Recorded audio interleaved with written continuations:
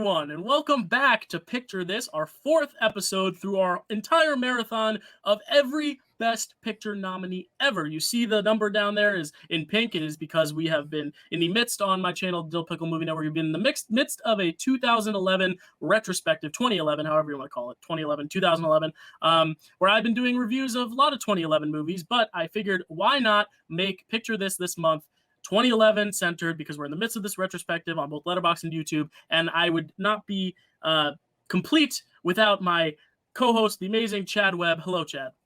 Hi, how are you, Dale? I'm good. Yes, I was just saying I can't do. I was trying to find the words, and I got a little too sentimental, I think. But no, you really do make up the lack I have. You definitely make up. Oh, thank you. Yeah, we definitely have fun here. Yeah, a modern day Siskel and Ebert that has a much smaller audience, but we will grow it because we have a lot more years to cover, and of course we will talk about what we're doing next month at the end of the show, and we will give all the other nominations that we might have wanted to give that didn't get nominated. But of course, the crux of the show is going through each and every Best Picture nominee from the year. This specific year is 2011, talking about each one, and then at the very end, we award our own prizes for Best Picture. We rank the movies, and whichever has the most commonality between the two lists is our Best Picture choice. And then we each pick an actor and actress of these 9 movies only that we felt best represented the year as the best performances. So it's going to be a lot of fun. Chad, this was a really interesting year of movies. For sure. It's a lot of movies nominated. And I think that's the first thing I want to preface is that, ever since 2009, we've gotten no less than 5 movies a year. We've gotten 6, 7, 8, 9, 10. So these years, there's a lot of watching. But it's been an interesting group of films, a lot of variety for sure. For sure. Yep, definitely. Yep. So what we do before we get into the movies themselves, we want to paint the picture of what 2011 was like. It was only 10 years ago, hence why we're doing this, because, 10 years is a pretty monumental amount of time. It's been a whole decade we've gotten to sit with this group of films and this time period. A lot has changed in the world since. But Chad, why don't you tell us a little bit about the year 2011? All right. The 2011, 10 years ago. I was like 21 or something, I think. Yeah. How old were you? I was 13. So 13. All right, there we go. I could drink, you couldn't. All right. 2011 was designated as the International Year of Forests, Chemistry, and People of African Descent. Anonymous, the internet vigilante group, launches denial of service attacks on the Syrian, Tunisian, Bahraini, Egyptian, Libyan, and Jordanian government websites in response to Arab Spring protests due to those governments being super oppressive, apparently. Okay. A revolution in Egypt began. A Libyan civil war started. There was an energy crisis due to raising of oil prices, I guess because of the protests. East Japan was hit with an earthquake and following tsunami that killed thousands of people. The 2011 Guantanamo Bay file leak occurred due to WikiLeaks. An estimated 2 billion people watched the marriage of Prince William and Kate Middleton. Wow, it was 10 years ago? Yeah. Wow. Osama bin Laden was killed during an American military operation in Pakistan announced by Barack Obama. A same-sex marriage was approved in Brazil by the Supremo Tribunal Federal. Happy Pride Month, everybody. Yeah, happy Pride Month. Tail end of it. We're still here. We're still the last day. Counts. Riots erupted in London and other parts of England after a black man was shot and killed by police. Sound familiar? It's still happening now. Mm-hmm. Occupy Wall Street protest happened. The United States formally ends the Iraq War, and Kim Jong-il died. Wow. So it's like funny because all these memories you're talking about, I'm like, wait, and then they are all like trickling back, and it feels so recent, but all this at the same time feels like forever ago. That's just what 10 years will do. Do you remember like all these things as a 21-year-old, I guess? Like, was this stuff that you were paying attention to? Because I was 13, so I some of it went over my head, especially the I mean, bits and pieces. I got to, vote for Obama twice, mm-hmm. And I remember the Osama bin Laden thing happened, and, I just remember... I'm glad you didn't follow that up with I would have voted for him a third time if I could. I was going to say, we'll talk about that in 2017 when we get out, but yeah. Thanks for making that joke. That was great. I mean, I wasn't like super, looking at like world events and things like that really. Yeah. I mean, it's just interesting though to look at now, seeing again, like you said, like a lot of the same trends happen 10 years later. And it definitely affects the art. I Yep. mean, the reason why we bring that stuff up is because, like we talked about with 1944 last month, if you haven't checked out the video, it's really cool in the top right corner. It was a really interesting month because there were so many events going on with the World War and how that, kind of lended a hand in the movies that were being made and the art that was being created, the purpose of the art, whether it be to entertain or to bring up those, subjects and topics. And I think these films do a little bit of everything, entertaining. Some do have these really profound messages. Some have very current, messages, and some are love letters to Hollywood. So it'll definitely be interesting to go through them all. All right, so we actually do have like 2 births for 2011 that were kind of notable, I guess. Okay. Prince Vincent and Princess Josephine of Denmark. Happy birthday 10 years ago. Yeah, they're turning 10 this year. Happy birthday. So we had a few deaths. We had John Barry, Nate Dogg, the rapper, Sidney Lumet, Osama bin Laden, as mentioned earlier, Ryan Dunn of Jackass fame, I believe, Peter Falk, Amy Winehouse, love her music, Steve Jobs, Joe Frazier, Patrice O'Neill, and Joe Simon. Wow, it's interesting because again, like some of those names you bring it up, like Amy Winehouse, it's like it's been 10 years. That's crazy. Chad, were there any other very notable maybe albums of that year? I know you like to get into music. Oh, why don't you tell us that? Yes. There were some great albums that came out actually. You had Helplessness Blues by Fleet Foxes, one of my favorite bands. Bon Iver by Bon Iver. The King of Limbs by Radiohead. The Smile Sessions by the Beach Boys, and I just watched that Love and Mercy movie. Fantastic film. Very good movie. Let England Shake by PJ Harvey. El Camino by the Black Keys. Kaput by Destroyer. Hurry Up We're Dreaming by M83. Wasting Light by Foo Fighters. And 21 by Adele. Oh, no. Oh, 21. 10 years. See, that's what's crazy. I mean, I keep like, these mind bombs in my head just going off like, wow. So many memories coming up. As you say those names, I'm like, wow. Yeah, Foo Fighters, Adele. It's like your teen years. Right. So that was the history, I believe, all the history for 2011 they have? Yes. Yep, that's all I had. So let's get into the movies. Let's get into the Oscars themselves. I'm going to tell you a little bit about the actual ceremony in a little bit, but first let's talk about the movies that didn't even make it to the Best Picture conversation at the ceremony. These are the 9 films that did that we will be talking about: The Artist, The Descendants, Extremely Loud and Incredibly Close, The Help, Hugo, Midnight in Paris, Moneyball, The Tree of Life, and War Horse. I hope I got those right in the right order. If not, that's the order we're going in anyway. But Chad, what are some of the other movies that you think could be added to this list, maybe in replacement of others, or if they extended it to 10, which I will get into a little bit when we get to the talk about the ceremony itself. But what are some other notable movies of 2011? I mean, I've been talking a lot about a lot of movies on my channel and on Letterboxd, so you can all check out my thoughts, but I would love to hear yours, Chad, about this year and other movies that came out that you think are worth mentioning. Yeah, here are just some that I thought were worth mentioning. Then I have a separate, smaller list of Best Picture worthy films. Yeah. The notable films I had were Just Go With It. I thought it was a fun little Adam Sandler movie. Yeah. Rango, Source Code, Scream 4. I love the Scream franchise. Fast 5, Thor, Bridesmaids. We Need to Talk About Kevin. Kung Fu Panda 2, X-Men First Class, Super 8, Horrible Bosses, Captain America: The First Avenger, Final Destination 5, The Raid Redemption, Goon, You're Next, Jeff Who Lives at Home, The Adventures of Tintin, The Muppets, Arthur Christmas, Mission Impossible: Ghost Protocol, Young Adult, and We Bought a Zoo, strictly because of the music in it. Yeah, good soundtrack, good music.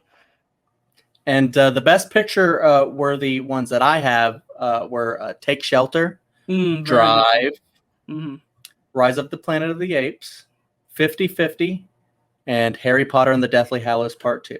Yeah, I mean, talk about range. I mean, you have some nice indie films, big blockbusters, some franchise starters. I mean, again, the most epic at the time franchise finale of all time.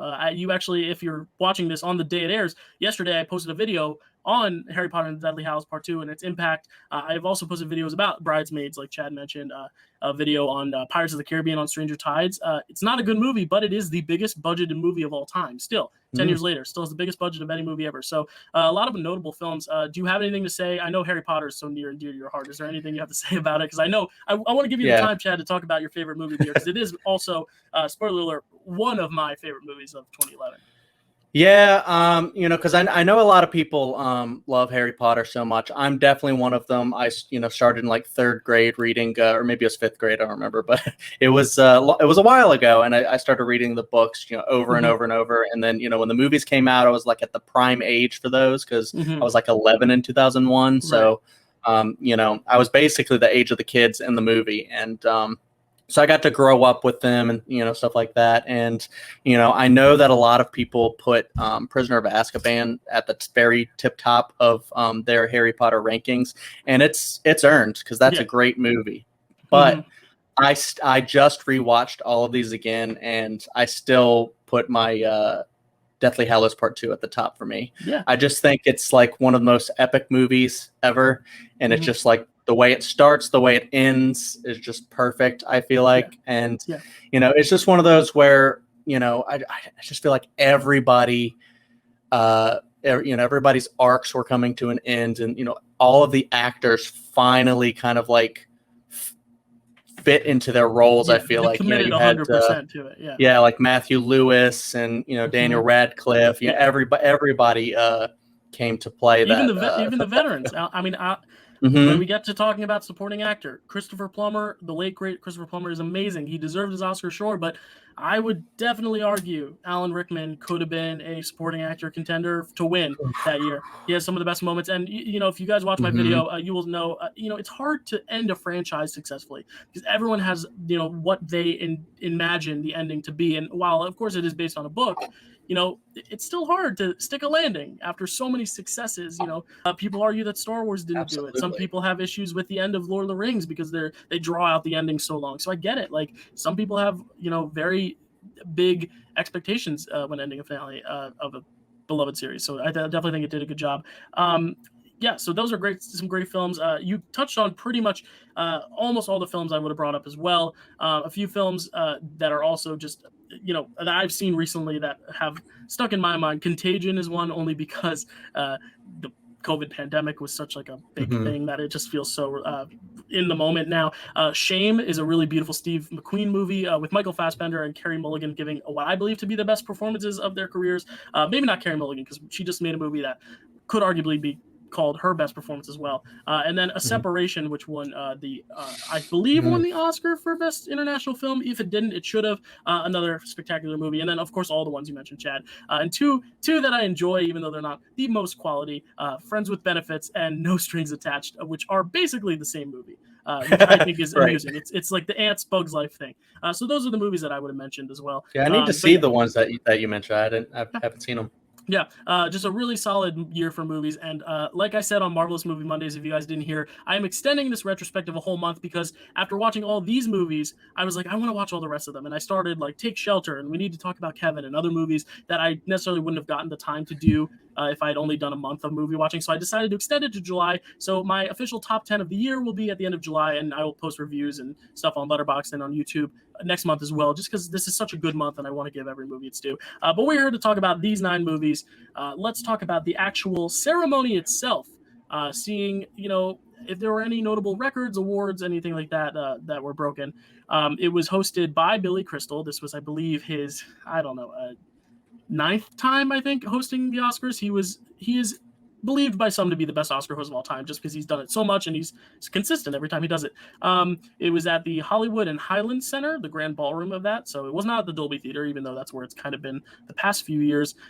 So the artist won the most awards of the night, I believe, with 5, tied with Hugo, which also won 5 awards. Hugo had the most nominations going into the day with 11 nominations. One of the biggest records or biggest historical facts about the Oscars is that it was the first silent film since the very first year of the Oscars to win Best Picture. So we had The Artist win as a silent film, a whole almost 100 years since the first film Wings won Best Picture. It is the only other silent film to do so all those years later. And it was the first black and white film since Schindler's List to win.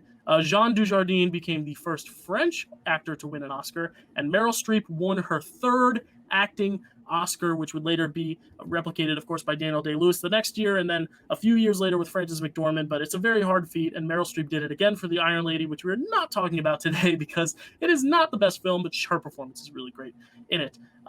So yeah, a notable year because of those breakthroughs. But again, it's kind of what we've seen the past few years. It's the same kind of structure. They started the awards actually at 8:30 p.m., so it was even later in the night, which means it probably didn't end until after midnight. So it was definitely a long night, but a pretty good ceremony. Should we get into these 9 movies, Chad? How's that sound? Absolutely, let's do it. All right. Well, believe it or not, the first movie on our list alphabetically is the Best Picture winner of the year, The Artist. So, Chad, why don't you tell us just a little bit of background on The Artist, who made it, who started it, all that jazz. All right. So The Artist, directed by Michelle Hazanavicius. I think that's the closest we'll get to his pronunciation. There's a question mark at the end of his name. Michelle H. We'll call him that. Yeah. Music by Ludovic Bors. Cinematography by Guillaume Schiffman. Starring a lot of French international people who made this movie. Their names are a bit tough. Apologies. It's okay. Starring Jean Dujardin, Berenice Bejo, Uggie the dog, Uggie the dog, John Goodman, James Cromwell, Missy Pyle, Penelope Ann Miller, Malcolm McDowell, Bitsy Tulloch, Beth Grant, Ed Lauter, Jen Lilly, Nina Siemaszko, Jewel Shepard, Basil Hoffman, Ben Kurland, Ken Davitian, Bill Fagerbach, and Adria Tenor. Yes. Oh my gosh, I didn't even realize Bill Fagerbach. Wow, that's Patrick Starr. That's Marshall Erickson's dad. Yes. I didn't realize he was the policeman. Wow, it's a familiar face that I just realized who that was now. Chad, overall, just summary thoughts on The Artist. Yeah, so I got a little plot I wrote up. An old silent film star's success is on the decline, as a younger star's success is on the rise, as silent film's popularity are overtaken by the rise of talkies. Yes. The first thing that comes to my mind is my favorite film of all time, Singing in the Rain. It's got a very similar conversation it's having about, this transition. And rather than exploring kind of the joy of it, it deals with some of the, struggle with the change and people trying to adapt and looking at it from a different perspective.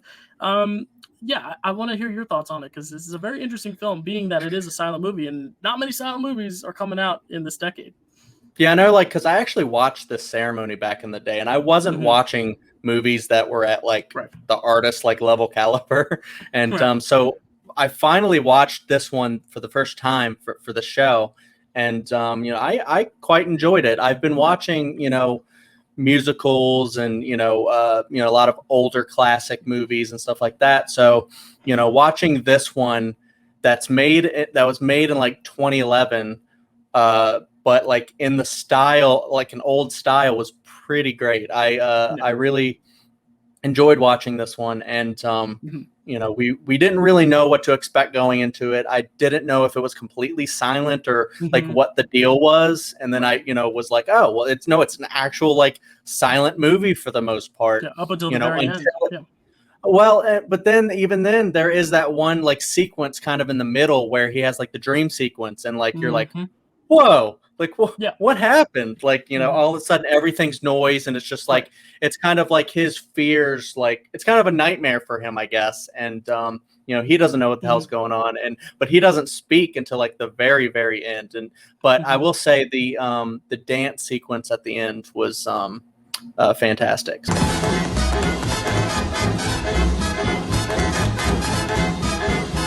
So yeah, it's very delightful. And nowadays with movie that musicals, dog is cute. Yes, the dog is a scene stealer. He's in my honorable mentions for best actor. Him and a certain horse, which we'll talk about at the very tail end of the conversation. But I think it's a very interesting film. I think you have to look at it like the movie musical, they've done so many different things to kind of revamp and change it. But at the end, that felt like a very classic Hollywood number, which I really enjoyed. I'm a big sucker for those, so it was really nice to see. That is definitely the highlight of the film for me. And it sucks that it takes so long to get there for me. And you have to look at it in 2011. Silent films aren't coming out. They're still not coming out in 2021, but I think the sheer novelty of it is what drew so many people into it. I think if you do compare it with some other silent films, I do think there are some silent films that are probably better than it.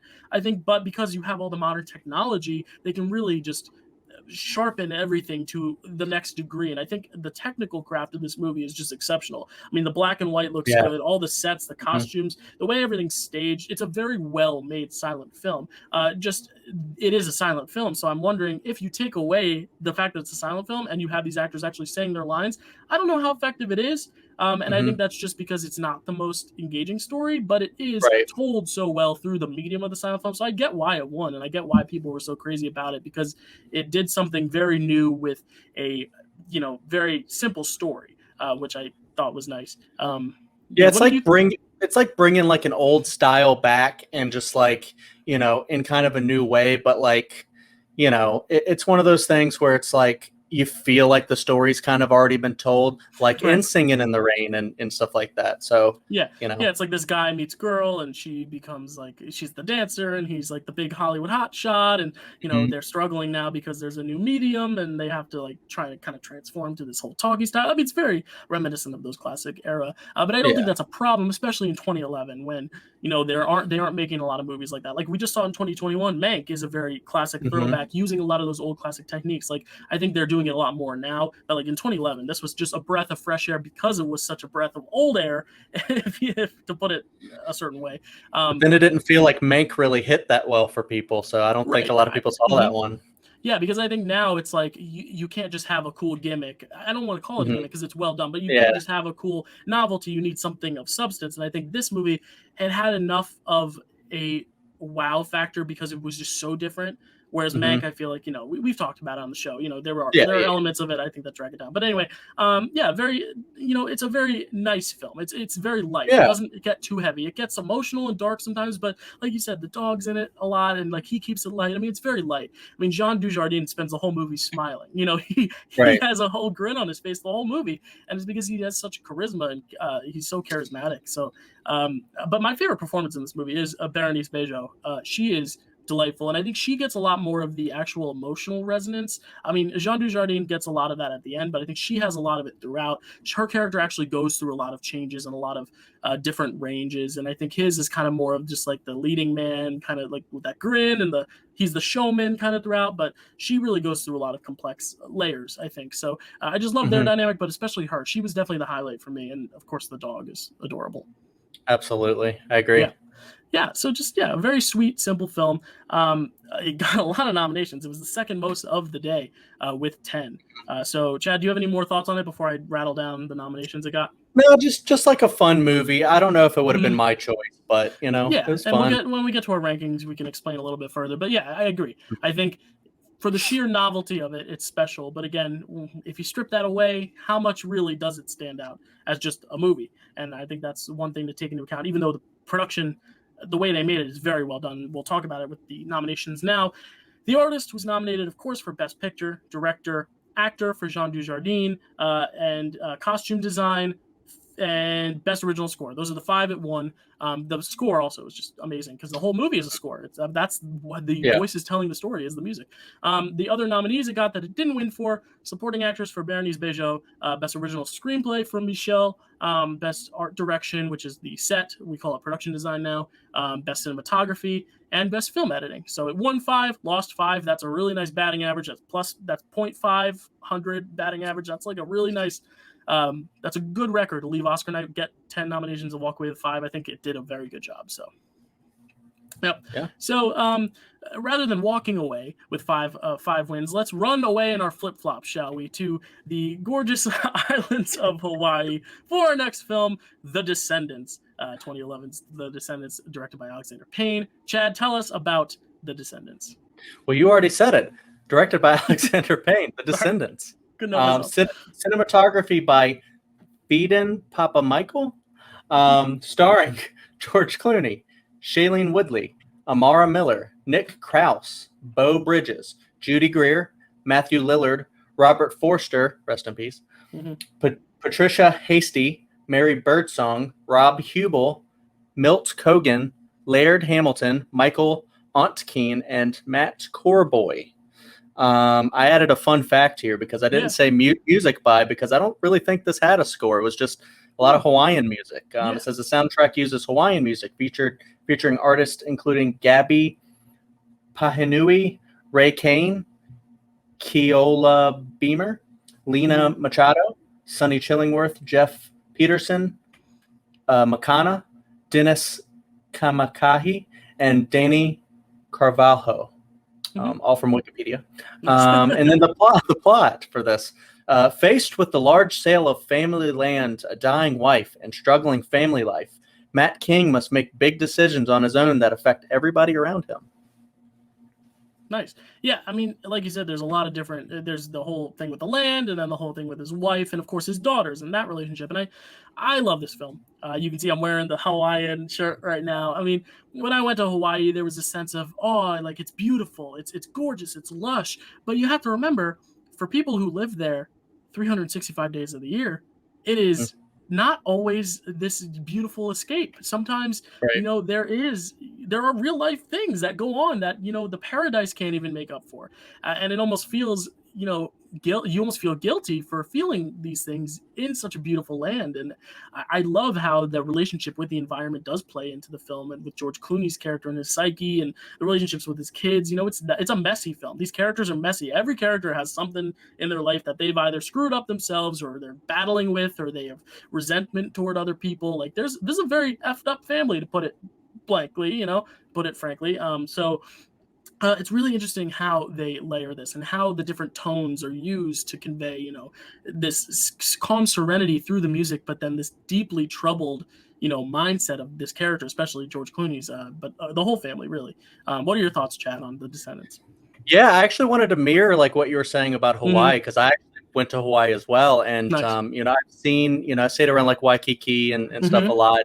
Yeah. You walk around there, and there's like homeless shanties that just along the sidewalks and stuff like that. So, I mean, a lot of people, will make I don't know if they're jokes, but they'll make the comments that like, oh, what a nice place to be homeless, but you're still homeless. You still have problems being in paradise, So it's like, your wife is cheating on you, but she's cheating on you in paradise. It's like, no, just because I'm in paradise doesn't mean my wife's not cheating on me. Your life is still in shambles in paradise, but be happy, you're in paradise, right? Yeah. But yeah, I really like this film a lot too. This is actually my second time seeing this, and I enjoyed it the first time I watched it. And it's just basically, like you said, like everybody's lives are crashing down in this main, character's lives. He finds out his wife was cheating on him from his daughter, and she's like kind of self-destructive because of it. Look, whatever you two fought about, you have to drop it. Grow up. You really don't have a clue, do you? His youngest daughter's like starting to bully kids and stuff like that. And, so you just have like all these things, just his life is falling apart because, the woman that he loved, and then he finds out like, did she even love him?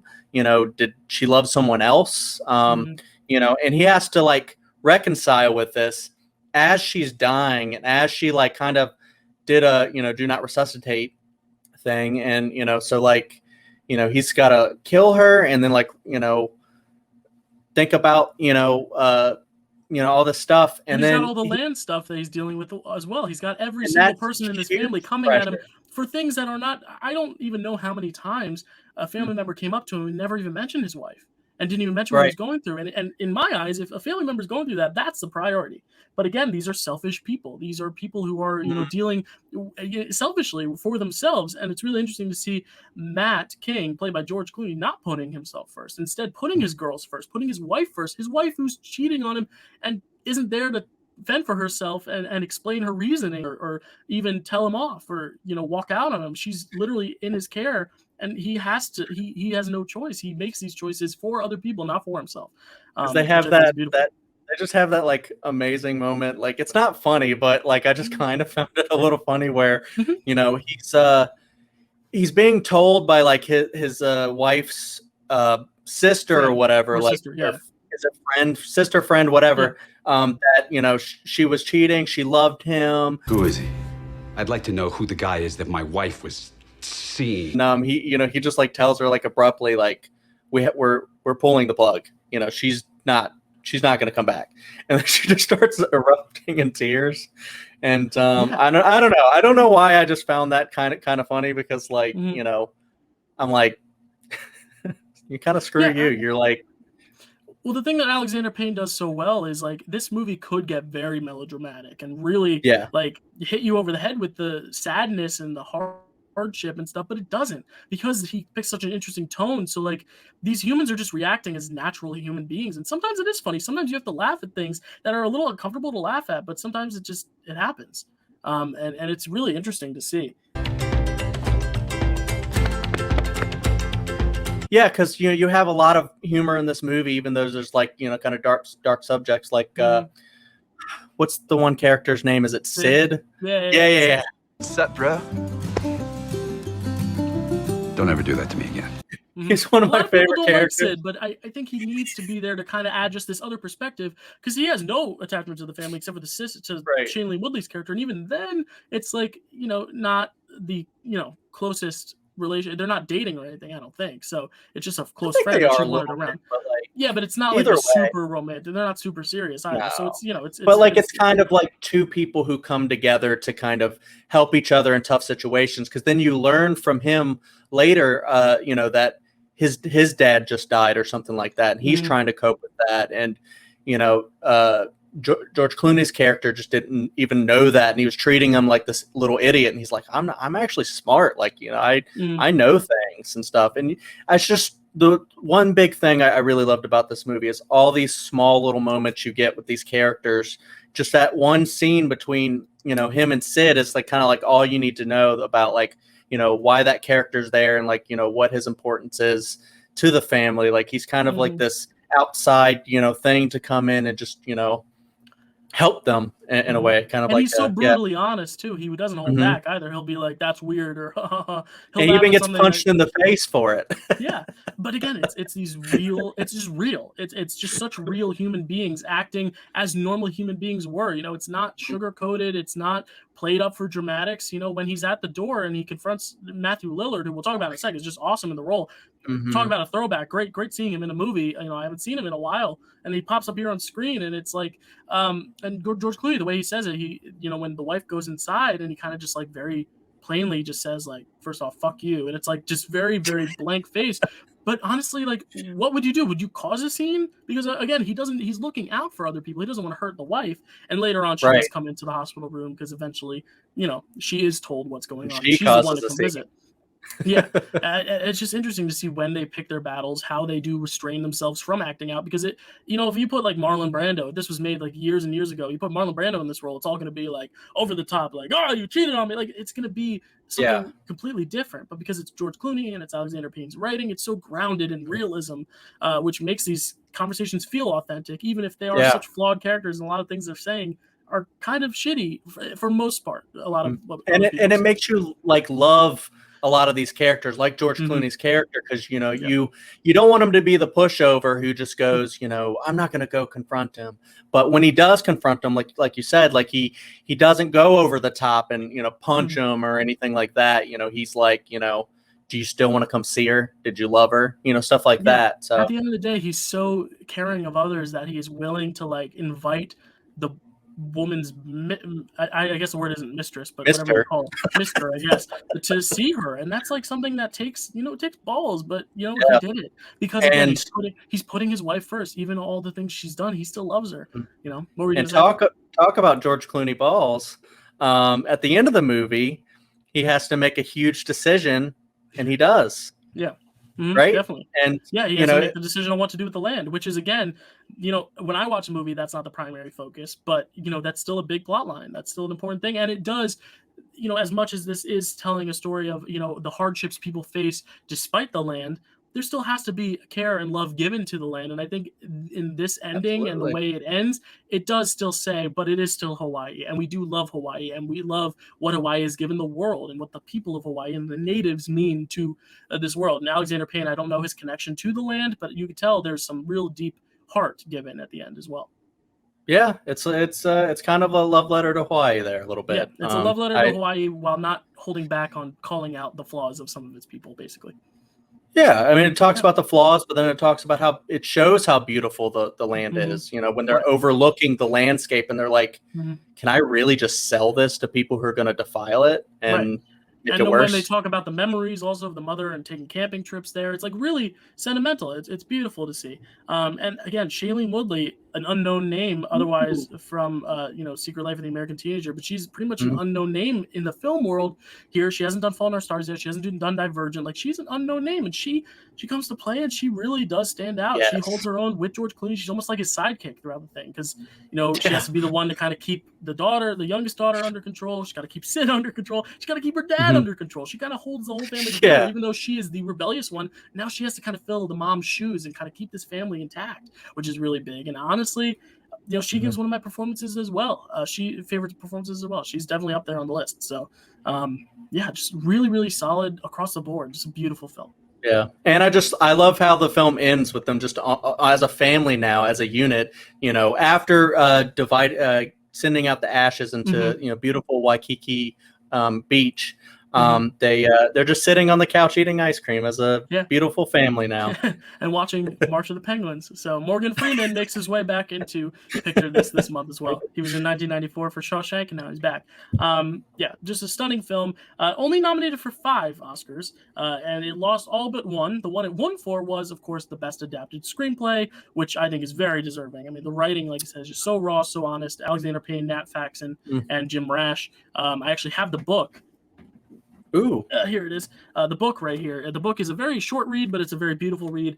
They really do capture the spirit of the novel really well. In the movie, it's a good adaptation, but again, like, you add the music and all the performances on top of it, it's a really just beautiful adaptation. Like, they did a good job. The story is pretty much the same, but it's the other elements and layers that make the tone of the piece that I think is so intriguing and makes the film even better than the book.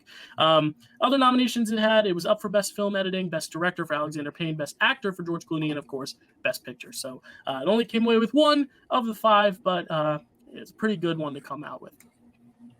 So next, Descendants. It takes place in Hawaii, which seems incredibly far. But why don't we come a little bit closer? Why don't we come extremely loud and incredibly closer?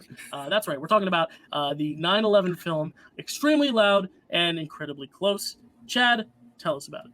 All right. Extremely Loud and Incredibly Close. Directed by Stephen Daldry. Music by Alexandra Desplat. Cinematography by Chris Minges. Starring Thomas Horn, Max von Sydow, Sandra Bullock, Tom Hanks, Viola Davis, Madison Arnold, John Goodman, Jeffrey Wright, Zoe Caldwell, Hazel Goodman, Adrian Martinez, Stephen Henderson, Stephanie Kurtzuba. Nice. Plot.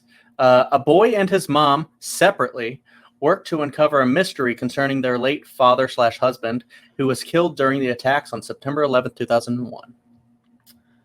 Yep, that's pretty much the premise, and I also have the book back there too. I actually haven't read it. I bought it a while ago and didn't read it, so I did not know what to expect going into this movie. This is my first time watching it. Chad, I would like to know your thoughts on this movie first before I get into my thoughts.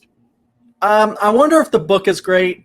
I didn't really like the film all that much. Okay, good. Because I was going to say before I get into my rant, but if you liked it, I didn't want to diminish that. But why don't you talk about first the only rotten rated film of these on Rotten Tomatoes? Why don't you talk about it?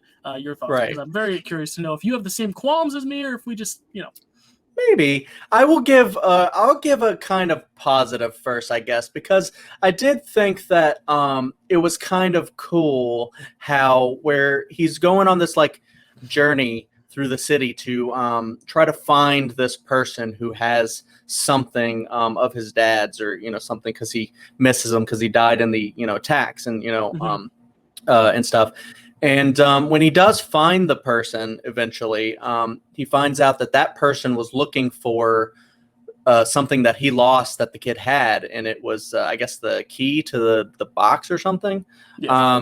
But anyways, the cool thing about it that the wife actually kind of pointed out to me was that they kind of both received their closure at the same time, and that was kind of a nice moment. But other than that, I just thought that this kid is very, very, very annoying in the movie. And my dad said the way I saw the world was a gift, that I was different than everyone else.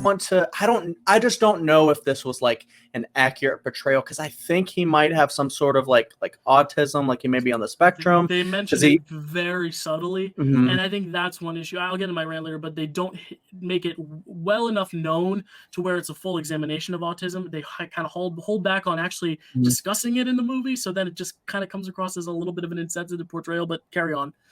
Yeah. I think a little bit too, because he's just like, yelling and stuff like that, and just, he just seems like so annoying that, like, I do kind of feel like if people were to watch this and they don't know anything about autism, it could maybe paint it in a negative light. But his mom just like knows that he's going out running around the city, just like, he could get hit by something. If he has autism and he's just running around the city, like meeting strangers and stuff, trying to find this thing. And she's like, I knew you were doing that, and I was following you and doing this same stuff. It's like, well, why didn't you stop him? Why don't you have like shorter, rope on this kid? Like, as someone who lives in the city, it's not the best place to let a child just run around in, especially going over different boroughs.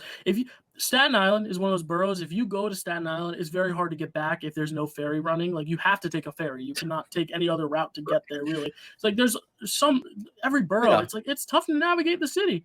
Do you have any more? I didn't even realize he was going in between the boroughs like that, and just he's going to Brooklyn, like, Queens. He's never really been outside of on his own before, but now he can just do it. Like, I mean. It's just one of those things where it's like, it just didn't really, I feel like there was supposed to be some sort of like weight, because this is dealing with also like a serious subject. Like 10 years later, after the attacks on September 11th, you're supposed to maybe feel some sort of like weight to, Tom Hanks's death and, all this stuff. And I just don't really feel like a lot of it was there. I was going to say 10 years later, it's a very raw subject. It's still a very like heavy subject for a lot of people. 20 years later, it's still a pretty deep subject, especially as someone who lives in New York, still having that kind of loom over the city at times, especially, having friends who've experienced families' deaths in 9/11 and stuff. And I feel like this is a movie about a kid whose dad dies. He finds this clue and goes on a treasure hunt, finds what he's looking for. Someone else, they find their closure, the end. Why did it need to be 9/11? Again, it could be anything. He could get hit by a car. He could just die of natural illness or something and still have the whole treasure hunt. I think by making it about 9/11, now you add this extra element to it that I don't think they explore enough to make it feel like a really thoughtful 9/11 film. They don't like discuss it enough, like to make it seem profound. It almost seemed like they made it a thing to include 9/11 because they wanted to make a movie that appealed more to the masses. They wanted people to be drawn in by the 9/11. So like people are going to come and see our movie because it's about 9/11, but it's really not about 9/11. It's about this scavenger hunt. He could have died any other way, and the movie plays out the exact same. And I think that is my biggest issue, is that it seems like just something that was thrown in there as an emotional kind of to manipulate the audience into making it seem a lot more emotional than it needed to be. And the thing is, because the character himself is pretty annoying, it's like, yeah, he lost his dad in 9/11. You want to feel for him, but they write the character so annoyingly that it's hard to relate to him. But at the same time, it's like, then they use this mental illness and this disability as a crutch to be like, oh, this is why he's the way he is. And it's like, no, I just think it's they're losing a lot of focus throughout of just like what they want to say about the character and the circumstances. And Sandra Bullock is delightful. Tom Hanks is delightful. Like, there's some delightful performances in it. Tom Hanks, he's just not in it enough to fully embrace this performance. But, barely in it. But Max von Sydow, who is great, has a good performance. But again, it's like, he's good, but I feel like it's a role that isn't, I shouldn't say it's not hard to play, but it's not the hardest role to play because he's silent the whole time and he just kind of has these hands, yes or no. It's the treasure hunt aspect isn't exciting enough for me to enjoy that stuff. The 9/11 stuff just feels too forced just to kind of make it Oscar baity to where I was turned off by that. The main character isn't interesting. So it's like all these elements, I didn't find much to like about it. And it's sad because it's a Best Picture nominee. It's got Tom Hanks in it. Like I want to like it, but it's exactly like you have you have all of these fantastic actors like Max von Sydow, Tom Hanks, Viola Davis is in it, and like you're like, you focus on this kid, he's not like I'm sorry, like no offense to the actor, but he's not like a Haley Joel Osment. Like you're like, I want to follow this kid and see what's up with him. He didn't even see Dead People. Yeah, I don't think he's. Well, maybe he did. Maybe he got clues from dead people from the grave, kind of.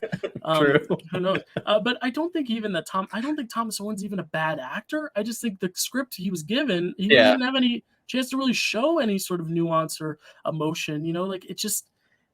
And he hasn't been able to get a role since because of this. This movie did not get good reviews. This was nominated for Best Picture. You know why? Probably some old people saw it, said, "Oh, 9/11.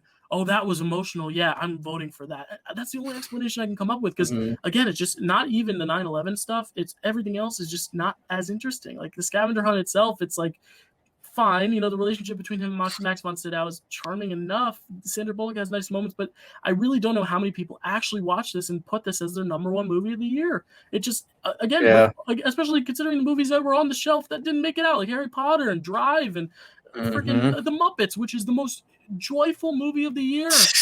It won Best Song, so the Academy was watching it. The Academy was watching that movie, so why couldn't they nominate that? Bridesmaids, so many choices. If you're gonna go for something about a disaster, go for Contagion or something else. Oh, it's not staying up. Like it's just, I'm sorry, I don't want to rant about this film because if it is a meaningful film, trying to see how high your voice was gonna get. Yeah, sorry. I don't go on rants often, but I hope if you do like this film out there, a lot like it. I hope you find something in it that you actually genuinely enjoy because some people might resonate with it. I don't know. I'm not coming from a firsthand experience, but even coming from someone who has close people in my life that have been affected by it, I just don't know if they really handled the subject matter as well enough as they could have. I don't know.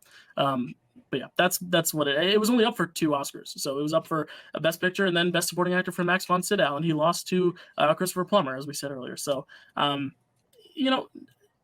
that's all I have to say about that. Chad, anything else? Nope. I think it's good to move on. So that being said, I just wanted to say, my good buddy Dill, he is kind, he is smart, he is important. That's right, and so is my buddy Chad. Chad, thanks. What does that segue us into? What movie does that segues us into The Help? That's right. Directed by Taylor. Music by Thomas Newman. Cinematography by Stephen Goldblatt.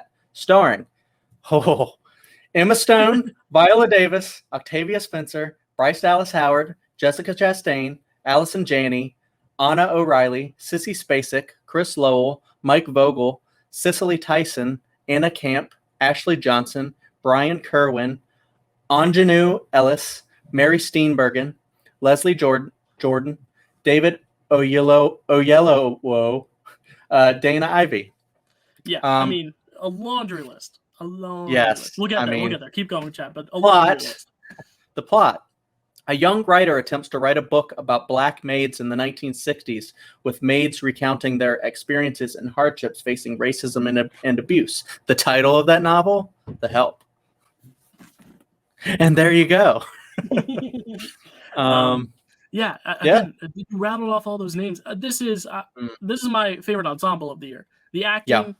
This is, if anything, a actor showcase, and I think this movie is so well acted for the people that we're supposed to like and the people we're supposed to hate. Bryce Dallas Howard, I think part of the reason why a lot of people don't like Jurassic World is because she did such a good job of making us hate her here that because she's the slightest bit unlikable in the beginning of Jurassic World, she has an arc. She's likable by the end, but in the beginning of Jurassic World, she's kind of a bitch.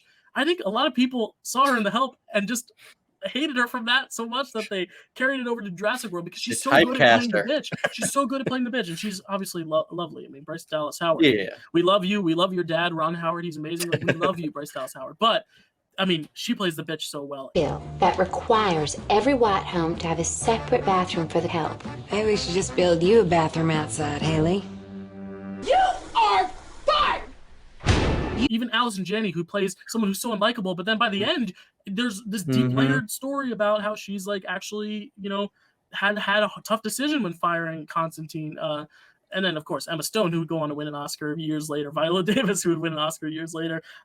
Jessica Chastain, who was yet to win an Oscar, but would be nominated a lot more years later. Allison Janney wins an Oscar a few years later. Sissy Spacek's already won an Oscar. Octavia Spencer wins an Oscar for this. Cicely Tyson had been nominated for Oscars before that, and then sadly passed away the past year. Rest in peace, Cicely Tyson. And then David Oyelowo, who should have been nominated for Selma, but did not get nominated as Martin Luther King Jr. But again, made a great career after that. Mary Steenburgen won an Oscar. So many Oscar winners, so many great performances. Absolutely. Chad, what are your thoughts on the actual film, the performances, all that?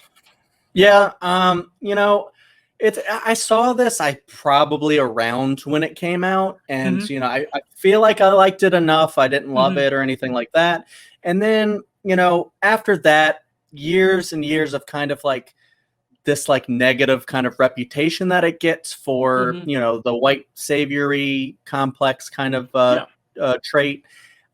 Stuff like that, I feel like, painted this negative image of this movie. So I'm like, oh, I got to go watch The Help. And then I finally watched it again, and I really like this movie. Yeah. If you let, the reputation like past, come on, like Titanic for a long time had like a really bad, reputation, but I think that's a good movie. So it's like, sometimes you just need to revisit a movie and go, oh shit, this is actually a pretty good movie. I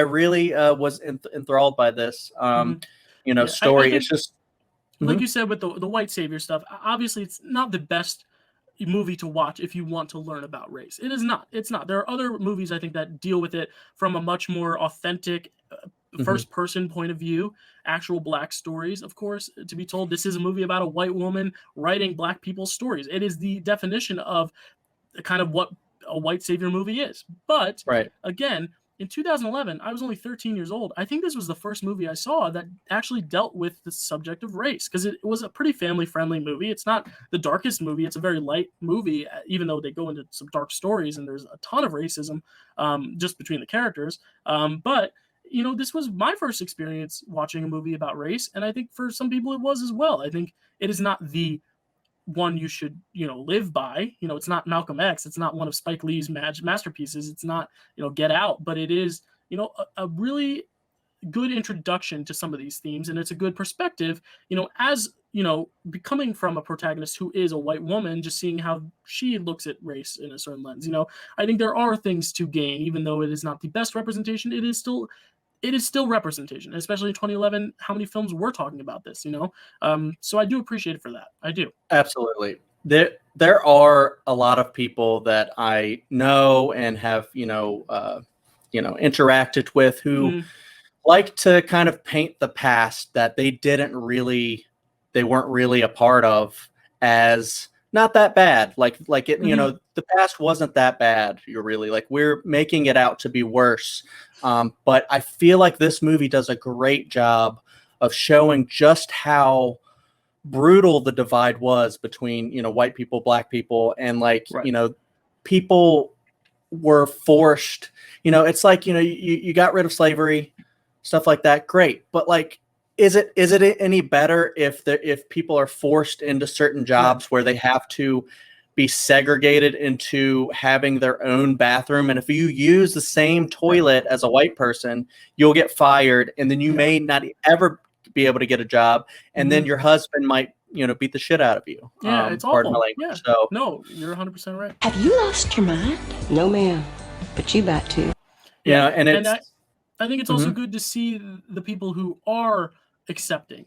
Jessica Chastain's character, there's a reason she got the nomination for supporting actress. It's because she is delightful, and it's good to see a woman who is just really just looking for someone to spend time with and someone to kind of just be there for her emotionally and just physically and to help her with things because she doesn't have her shit together. And sorry, shit was probably the wrong word considering this movie has a very iconic shit scene. But she doesn't have her shit together. And Octavia Spencer's character, Minnie, really helps her out. And seeing their relationship is very beautiful because, a lot of movies between Emma Stone and Viola Davis's character writing the book. But I think that relationship is just so nice too because she's been through so much, like you said, with the bathroom thing, and to see this person who is accepting of her, it's really nice, because this movie makes it known that a lot of these white girls were raised by Black women. They really were.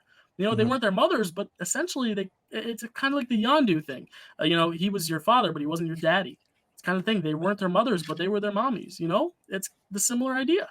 Yeah, it's insane because like you're just sitting there thinking like, well, if these white children are being raised by the maids, the help, and then you're like, well, wouldn't change come quicker? And then they actually make the point where they say, and then they just end up being exactly like their moms and or their dads or whoever is teaching them these bad things about how to treat people and stuff. And like you brought up Jessica Chastain.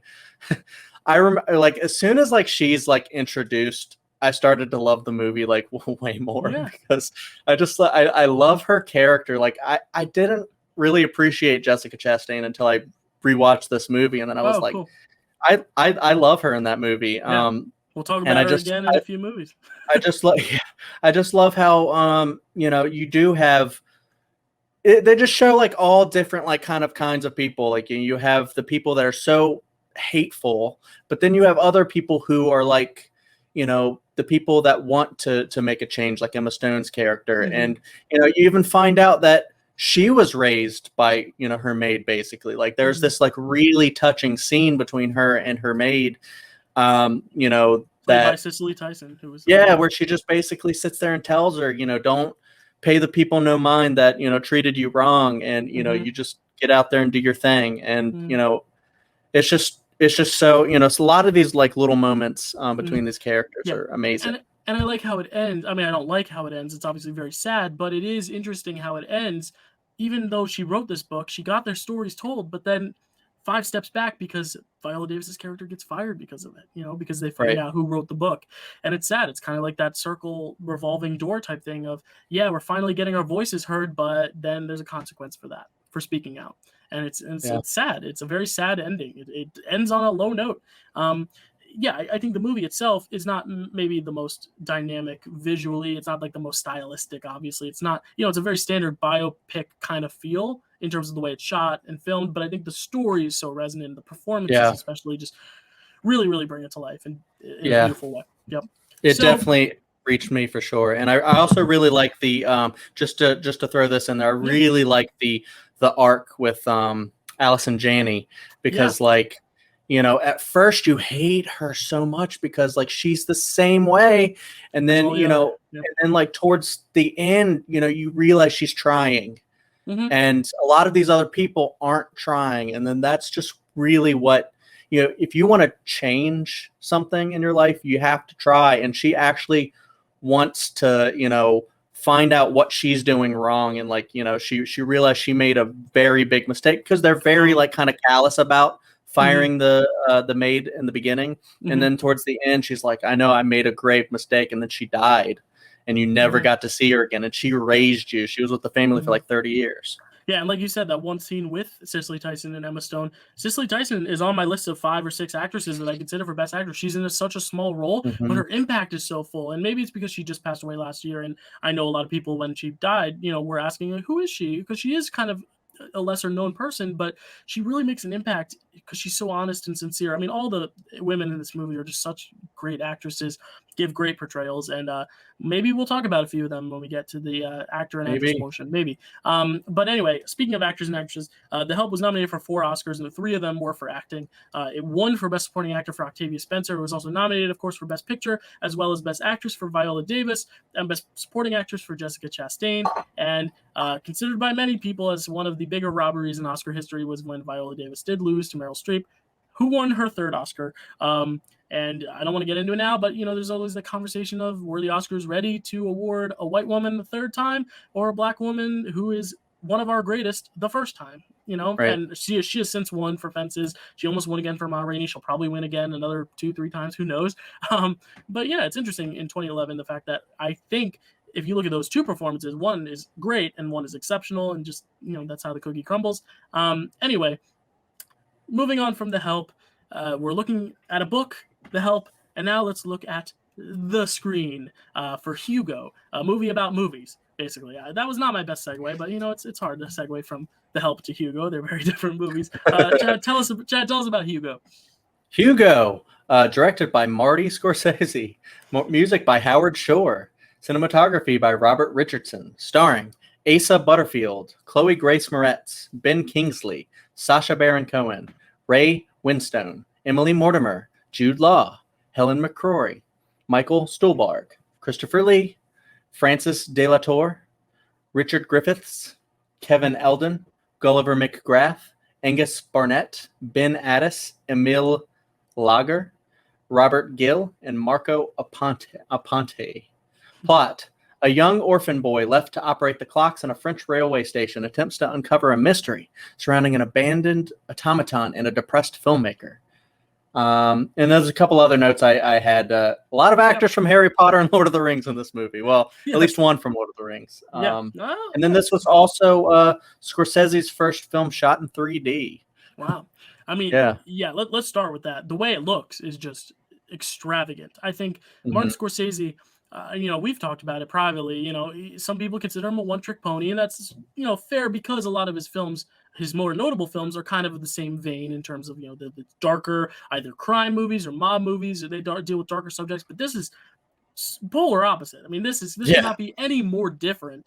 And I do implore people who maybe do say that he is, a one-trick pony or does one style to look at this movie, because it is so different, and it really shows a love for cinema. And I think that's one thing that I love to see, when directors can just make a love letter to cinema that doesn't feel overindulgent. Quentin Tarantino makes so many brilliant movies like that, where it's just an homage to either a genre like Kill Bill with the samurai film, or actual Hollywood like Once Upon a Time in Hollywood. And this is no exception. I think this is a great love letter, and the visuals are just amazing. I mean, the way the camera just kind of dances around this train station, it makes the train station feel like Willy Wonka's chocolate factory. It makes it feel like this wonderful wonderland, Alice in Wonderland. It makes it feel like this whimsical place, when in reality it's just a bunch of gears turning, smoke, homeless people, pigeons. Like, it's not the nicest place, but it's home to some people, and it's heart to others, and it's really nice. It's a really, really nice film, different in tone than anything he's ever done, but I think it's a good thing that it's so different.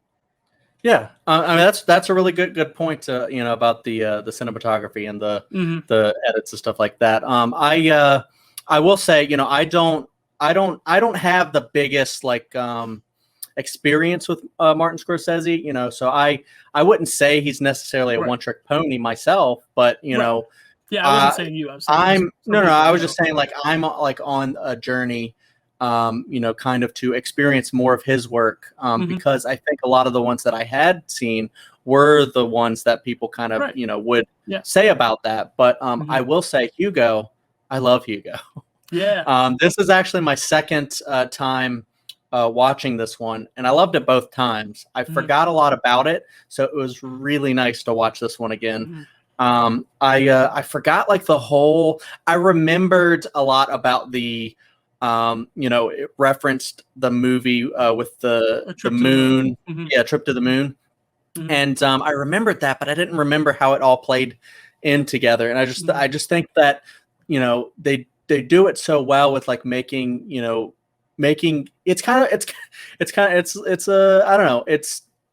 the other mystery movie where a kid is trying to follow a mystery. Where did you get this? Why would my key fit into your father's machine? And, he has to fix the automaton first, but he has to get help from Chloe Grace Moretz because she's got the key. He's like, why would you have the key? And then, they get the drawing, and then just people freak out when they see the drawing. And then you're like, what? And then, you have this great performance by Ben Kingsley, and, he's this depressed filmmaker, and he's just you slowly figure out that he is the dude that, George you know, Millier, yeah. that made all those great films in the past. And, you know, he was just like this magician who just kind of found out that, you know, he loved this new invention, you know, like the camera. And he's like, you know, I'm going to make my own because they won't give me one. And then he makes all these great movies with this, you know, awesome enormous like set. And, you know, it's those just are so cool too. Those ins and outs of all the set making and the absolutely way they make the dragon and breathing the fire. It's just so cool. Yeah, it's very cool. And when you have like, you know, Michael Stuhlbarg come in and, you know, you have him talking to the kids and he's like explaining like why, you know, the work that this man did before was so beautiful. And like, he was able to save a lot of it because a lot of people burnt up a lot of the films because of the war. And then, you know, so, you know, he got depressed but then he, you know, he's kind of brought back to life because people make him realize that your work was appreciated and, you know, you made a difference, you know, and you don't have to just work at this little weird, you know, toy place at a train station anymore. Yeah. And it's interesting because a lot of his love for cinema is also his love for his wife, and seeing her, Helen McCrory, who, you know, we both love from Harry Potter as Narcissa Malfoy, and who also just passed away, rest in peace. She is also great. You know, she has these really emotional moments. They're very subtle, but she honestly gives, I think, my favorite performance in the film only because she has so much subtlety, but she is kind of that thing that, you know, it's almost the only memory of the films he has left is her. And when he sees all these things coming to life, he looks at her and there's that twinkle in her eyes and that she's almost crying watching these films because this was also her life and how they met and what they did together. And it kind of brings back their romance. And the lovely moment when he's showing the movies and then he calls out Hugo in the crowd because Hugo made a difference. And it's almost like Hugo's finding his father figure again because that's been something that's lacking. It's really nice.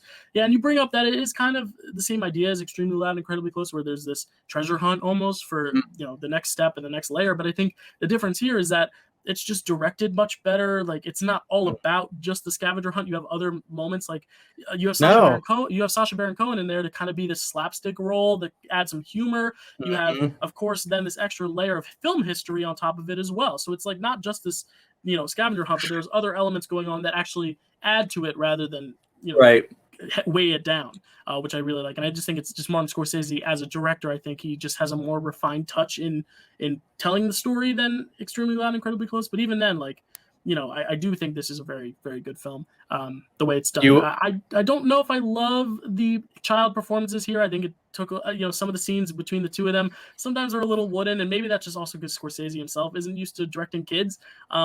But, you know, I do think with all the other adults, it does help them. And I think it is still charming enough to really enjoy. Yeah. I kind of cracked up a little bit because you brought up Sacha Baron Cohen. And, like, you kind of hate him in this movie because he's the guy that's trying to... He's the antagonist and stuff. But, like, he has all these, like, moments where I'm just cracking up because, you know, he's got the one where he's talking to the one guy on the phone and he's like, you know, you know, your wife cheated on you and stuff like that. And he's like, you know, you can't find her. Are you sure you want her back? And you're just stuff like this.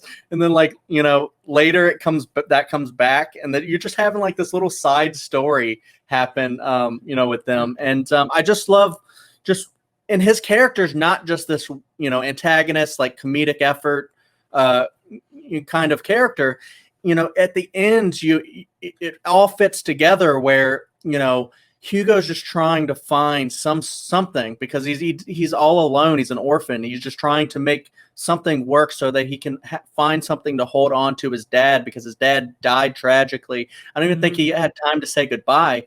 And then he's just like this weird kid living in a railway station.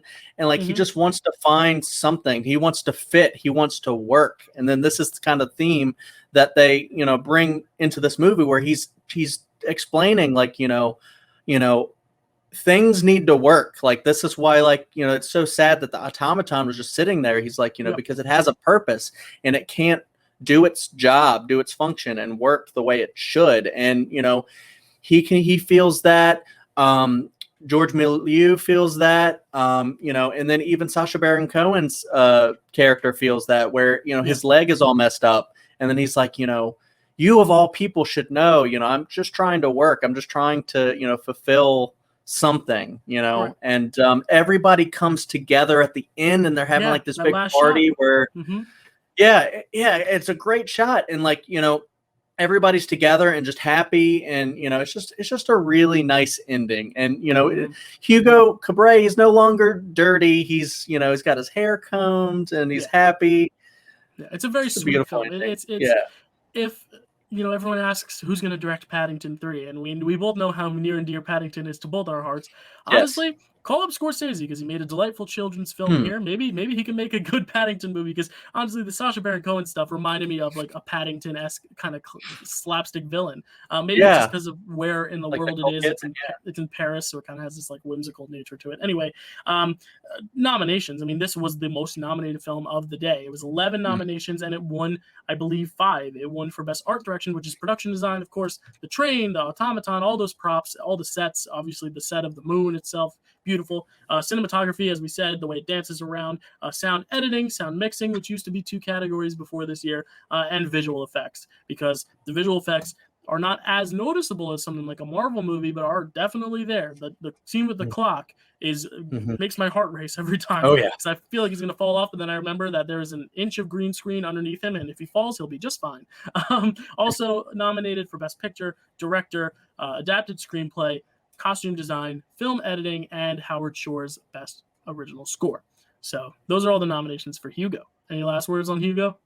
Yeah, just because you just reminded me about the clock sequence, and like you said, I loved how he shot that, and just like how everything went with that, and it's kind of a callback to when he showed Chloe Grace Moretz's character her first movie in the theater, or just ever really, apparently.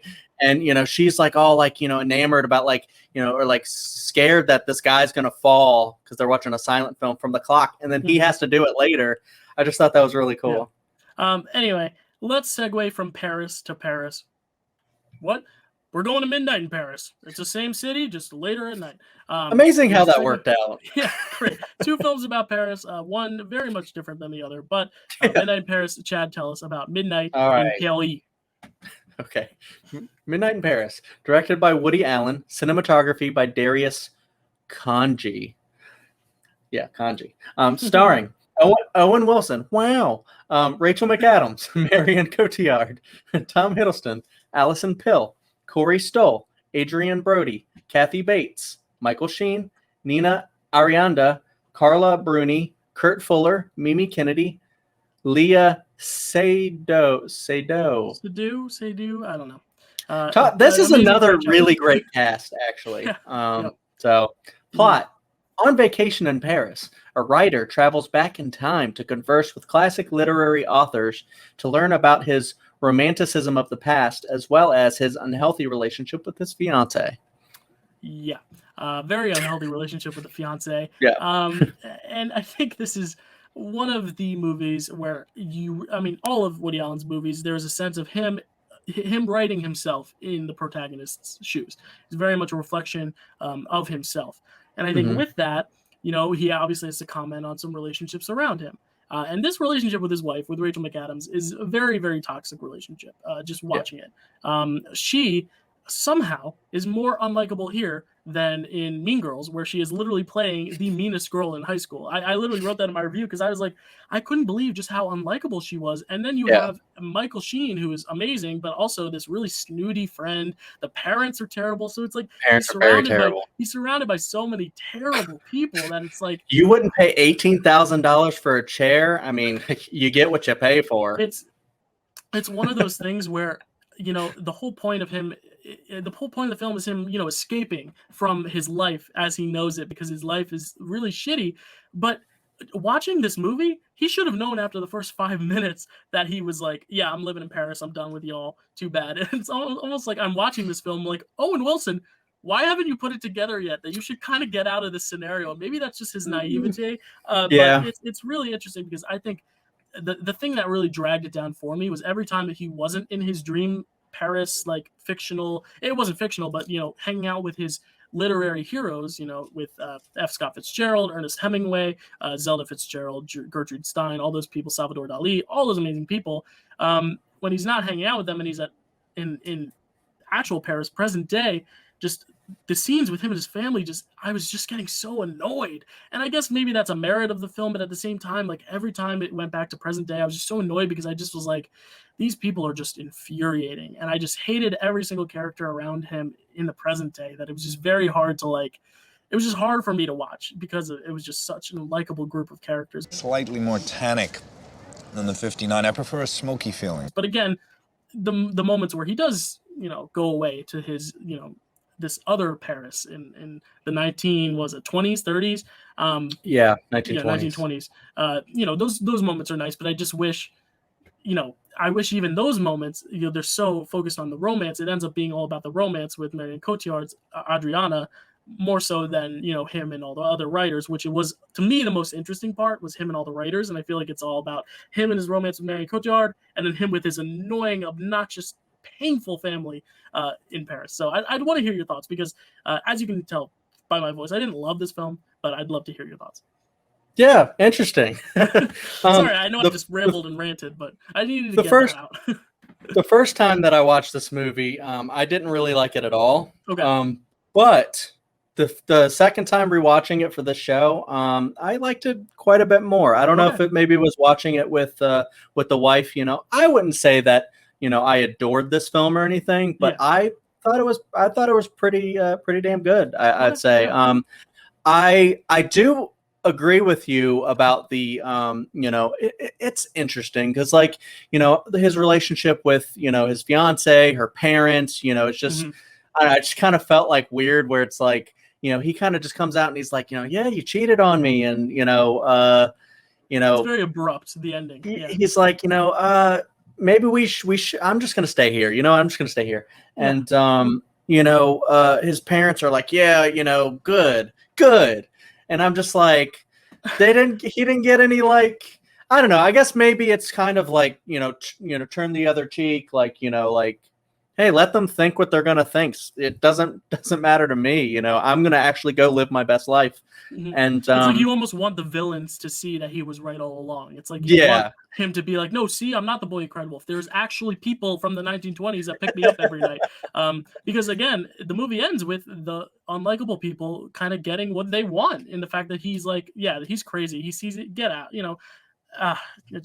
Anyway, keep going. Yeah, I feel like maybe that kind of drags it down a little bit where I don't know, you kind of want to say, but maybe it's a little bit more realistic that like, yeah, he just leaves and they're not on the side of the road with like a car passing by and water splashing on them and stuff like that you would see in another movie. Right. But I really just enjoyed like Owen Wilson in this movie, just like going around. We heard of a great place. Interested?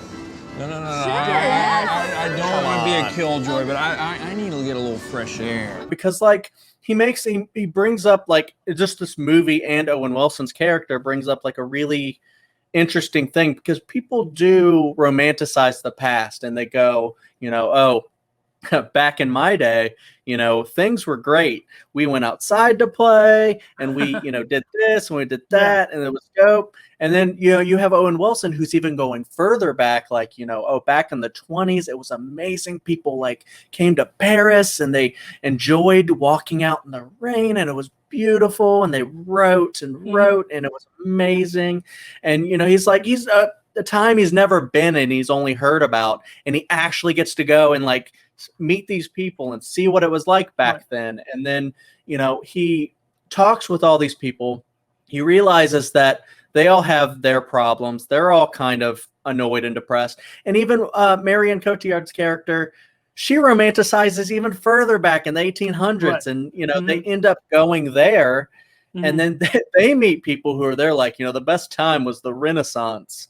And so, everyone's kind of romanticizing the past while not really realizing that, hey, maybe the best time's now. Maybe, there are great things you can experience now, and you don't have to, you can like love the past. You can like, pick out things that you love, like works of art and, just things and just kind of, pictures and things like that. But like, don't treat it as like, that was the time to be, this time sucks. What can you do? And, Yeah, it's definitely a good message in that way. Like it ends like again, the messaging is good, and I even think the writing is pretty well done. Like I love the way these older characters speak and the way Owen Wilson kind of has the modern language as well in tandem with that. Yeah. But even for the beginning, it's like when they're saying like, "Oh, Paris, it's overrated. It's kind of nasty." And I'm like, are we watching the same movie? It opens with some beautiful shots of Paris, and then like Rachel McAdams is like, I wouldn't want to be here. I'm kind of getting sick of Paris. And the parents are like, yeah. And Michael Sheen's like, oh, that piece of art. Oh, I'm gonna be snooty about it. It was just like, frustrated the hell. I did love that part. I did love that part though when Owen Wilson because she's like that bitch where she's just like, don't talk. You might learn something from this guy, and and then he actually comes up and he actually. I know a lot about this, and he starts to talk about the Pablo Picasso piece, and just that's when he kind of puts them in their place a little bit. So that was pretty fun to see. Yeah, like I said, I think it's a good premise. I just wish it was more time spent in that past era because the present day, just the characters are just so infuriating. And I mean that's most Woody Allen films though. He surrounds himself with people that he reflects on of his own current relationships, and he portrays them in a very bad light. But I also think, in retrospect now, looking at him as a person himself, how much of that is the unreliable narrator? Like, was his, spouse and her parents at the time really as bad, or is he projecting a little bit too much onto this work of his actual life? I don't know what's truth and what's based on reality or fiction or whatnot, but it was definitely an interesting film. I did actually love the kind of how it ended, even though I didn't love the non-comeuppance, with the terrible people. But then he goes into walk in the rain and to live in the moment like, he didn't want to do before because he was always romanticizing the past. And then now he's like, well, I'm just going to go live in the moment and just do the thing that I've been wanting to do. And then he ends up finding the girl that, he connected with before. And, who sold him the record. Yeah. Told him the record, shared an interest with them, and then I just feel like it's a really nice ending to the movie too. Do you? I was just gonna ask you. Is there a way you thought it could have ended with that family that would have been better? No, I don't even know. See, that's the thing. I'm saying as an audience member, I didn't love it, but again, like, could I have written a better ending? Probably not. So maybe I am wrong, but it's just one of those things where the family was just so unlikable that to see them get any sort of satisfaction just annoyed me. And I wish he had just made a bigger statement as he left. But there is that idea of like, I don't give a shit or whatever. Maybe they could have just been better characters, I guess. Who knows? That's the thing is it's like, I get the parents being, tough to deal with. And even Michael Sheen as Paul, the friend, is like tough to deal with. But I wish they gave a little bit more to Inez herself, the fiance, a little bit more to empathize with, so you could at least kind of feel some sort of back and forth struggle. But because they kind of just make her like everyone else, so then it's a very clear, obvious choice for me from the start where Owen Wilson should be, and that is as far away from them as possible. But it's a good point. Yeah, I just wish there was a little bit more with their family to make them a little bit more likable, to give it some sort of conflict, whereas the choice just seemed obvious. But again, it's a very well shot film. It's beautiful. It does capture Paris well. I like the atmosphere, the tone they use. I mean, it's a Woody Allen film, so it's very simple. It's it's not anything too ambitious, but this is probably one of his more ambitious premises for sure. And we'll get into the awards it actually won, or the one award it won. But do you have any last thoughts on it? Yeah, when I was trying to sell the movie to the wife, because it's Woody Allen, so you're like, are you really going to want to watch a Woody Allen movie? But about the premise and other stuff rather than. I was trying to sell it to her, and I went, "There's a little bit of a supernatural twist to this movie." There is, yeah. And then it brings up conversations of, was he really traveling back in time to begin with, or are those dreams? Who knows? I mean, it's not a tape shelter where it's very clearly like. But then he did find that book though that had his name in it. So, and honestly, I kind of wish they almost leaned into that a little bit more. Like, did he change are things in the future a little bit different? Those are things you get in normal time travel stories that I wish they maybe had explored a little bit more. But it was kind of like this last detail, like, oh, his name's in a book, and I'm like, that's a big deal, no? But. Kind of. There's this person that she's talking about, this other lover, and no one knows who the hell he is. He's just literally lighting the queen. In this book. Yeah, like, dude, are you the guy from Cars? Because this girl's like totally into you. Anyway, Midnight in Paris nominated for 4 awards. Sorry, 4 awards. Midnight in Paris, 4 awards: Best Picture, Director, Art Direction, and it won for Best Original Screenplay. So again, the writing, I think, because of these characters, it is an homage to writers. So obviously, the writing is pretty well done. I just some of the characters I just don't like the way they're written, just because they infuriate me. And I think it might just be because me and you are very empathetic people. We kind of So when you have people who are just kind of selfish and snobby, it's a turnoff for me. If you don't like Rachel McAdams in this movie, watch her in Game Night, because she's delightful in that movie. Oh yeah, no. And again, Rachel McAdams is not her. She's great in it. It's just the character herself is just written. It's not because she's bad. She's actually pretty good. She sells it well because obviously I hated her so much. So it made sense. Anyway, Midnight in Paris. How much did the chair cost? Do you know? Oh, it was I think it was like 18 grand, and they were like, yeah. Well, you get what you pay for. That's probably more money than the Oakland A's had when they were recruiting their players. How about that? We are transitioning now to Moneyball. I think that was my best segue yet, Chad. I have you laughing for a little while. So. I'm patting myself on the back for that one. Tell us about Moneyball. Absolutely. Moneyball, directed by Bennett Miller, music by Michael Dana, cinematography by Wally Pfister, starring Brad Pitt, Jonah Hill, Philip Seymour Hoffman, Robin Wright, Chris Pratt, Stephen Bishop, Reed Diamond, Brent Jennings, Ken Medlock, Jack McKee, Vito Ruginis, Nick Searcy, Glenn Morshower, Casey Bond, Nick Porazzo, Karis Dorsey, Arliss Howard, Darren Ebert, Miguel Mendoza, Adrian Bellani, Art Ortiz, Royce Clayton. Plot: Billy Bean, the general manager of the Oakland Athletics, decides to shake things up by taking a drastic new concept, statistical approach to player drafting while struggling with the regrets of his youth. Yep. And of course, we have to also mention Aaron Sorkin, one of the screenwriters on the film, as well as Steven Zalian. And I will start by saying I think Aaron Sorkin's script here is very, very good. It almost kind of has that Social Network feel where everything's kind of moving pretty fast, but the characters are very in the moment. And then you have the score, which is kind of similar to Social Network. It's obviously not the same premise, but it's an idea. Baseball manager. It all seems like just a bunch of numbers, just like Facebook feels like just a bunch of website hullabaloo, but there's real emotions and people attached to the business of this complex thing. And it's a much more complex industry and business than first meets the eye.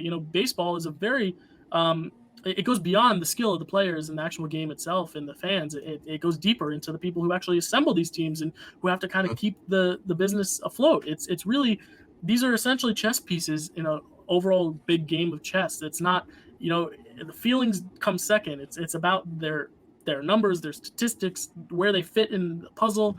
It's just a really interesting examination on baseball that most sports movies take the more romanticized approach of the love of the game and the beauty of, the smell of fresh cut grass and popcorn and peanuts. And no, this is about shit. This guy is failing his team and they're losing and they've got to overcome it, and he's got to let people go. He's got to tell people they're fired, and he's losing people left and right to these bigger franchises. I mean, it's a darker story.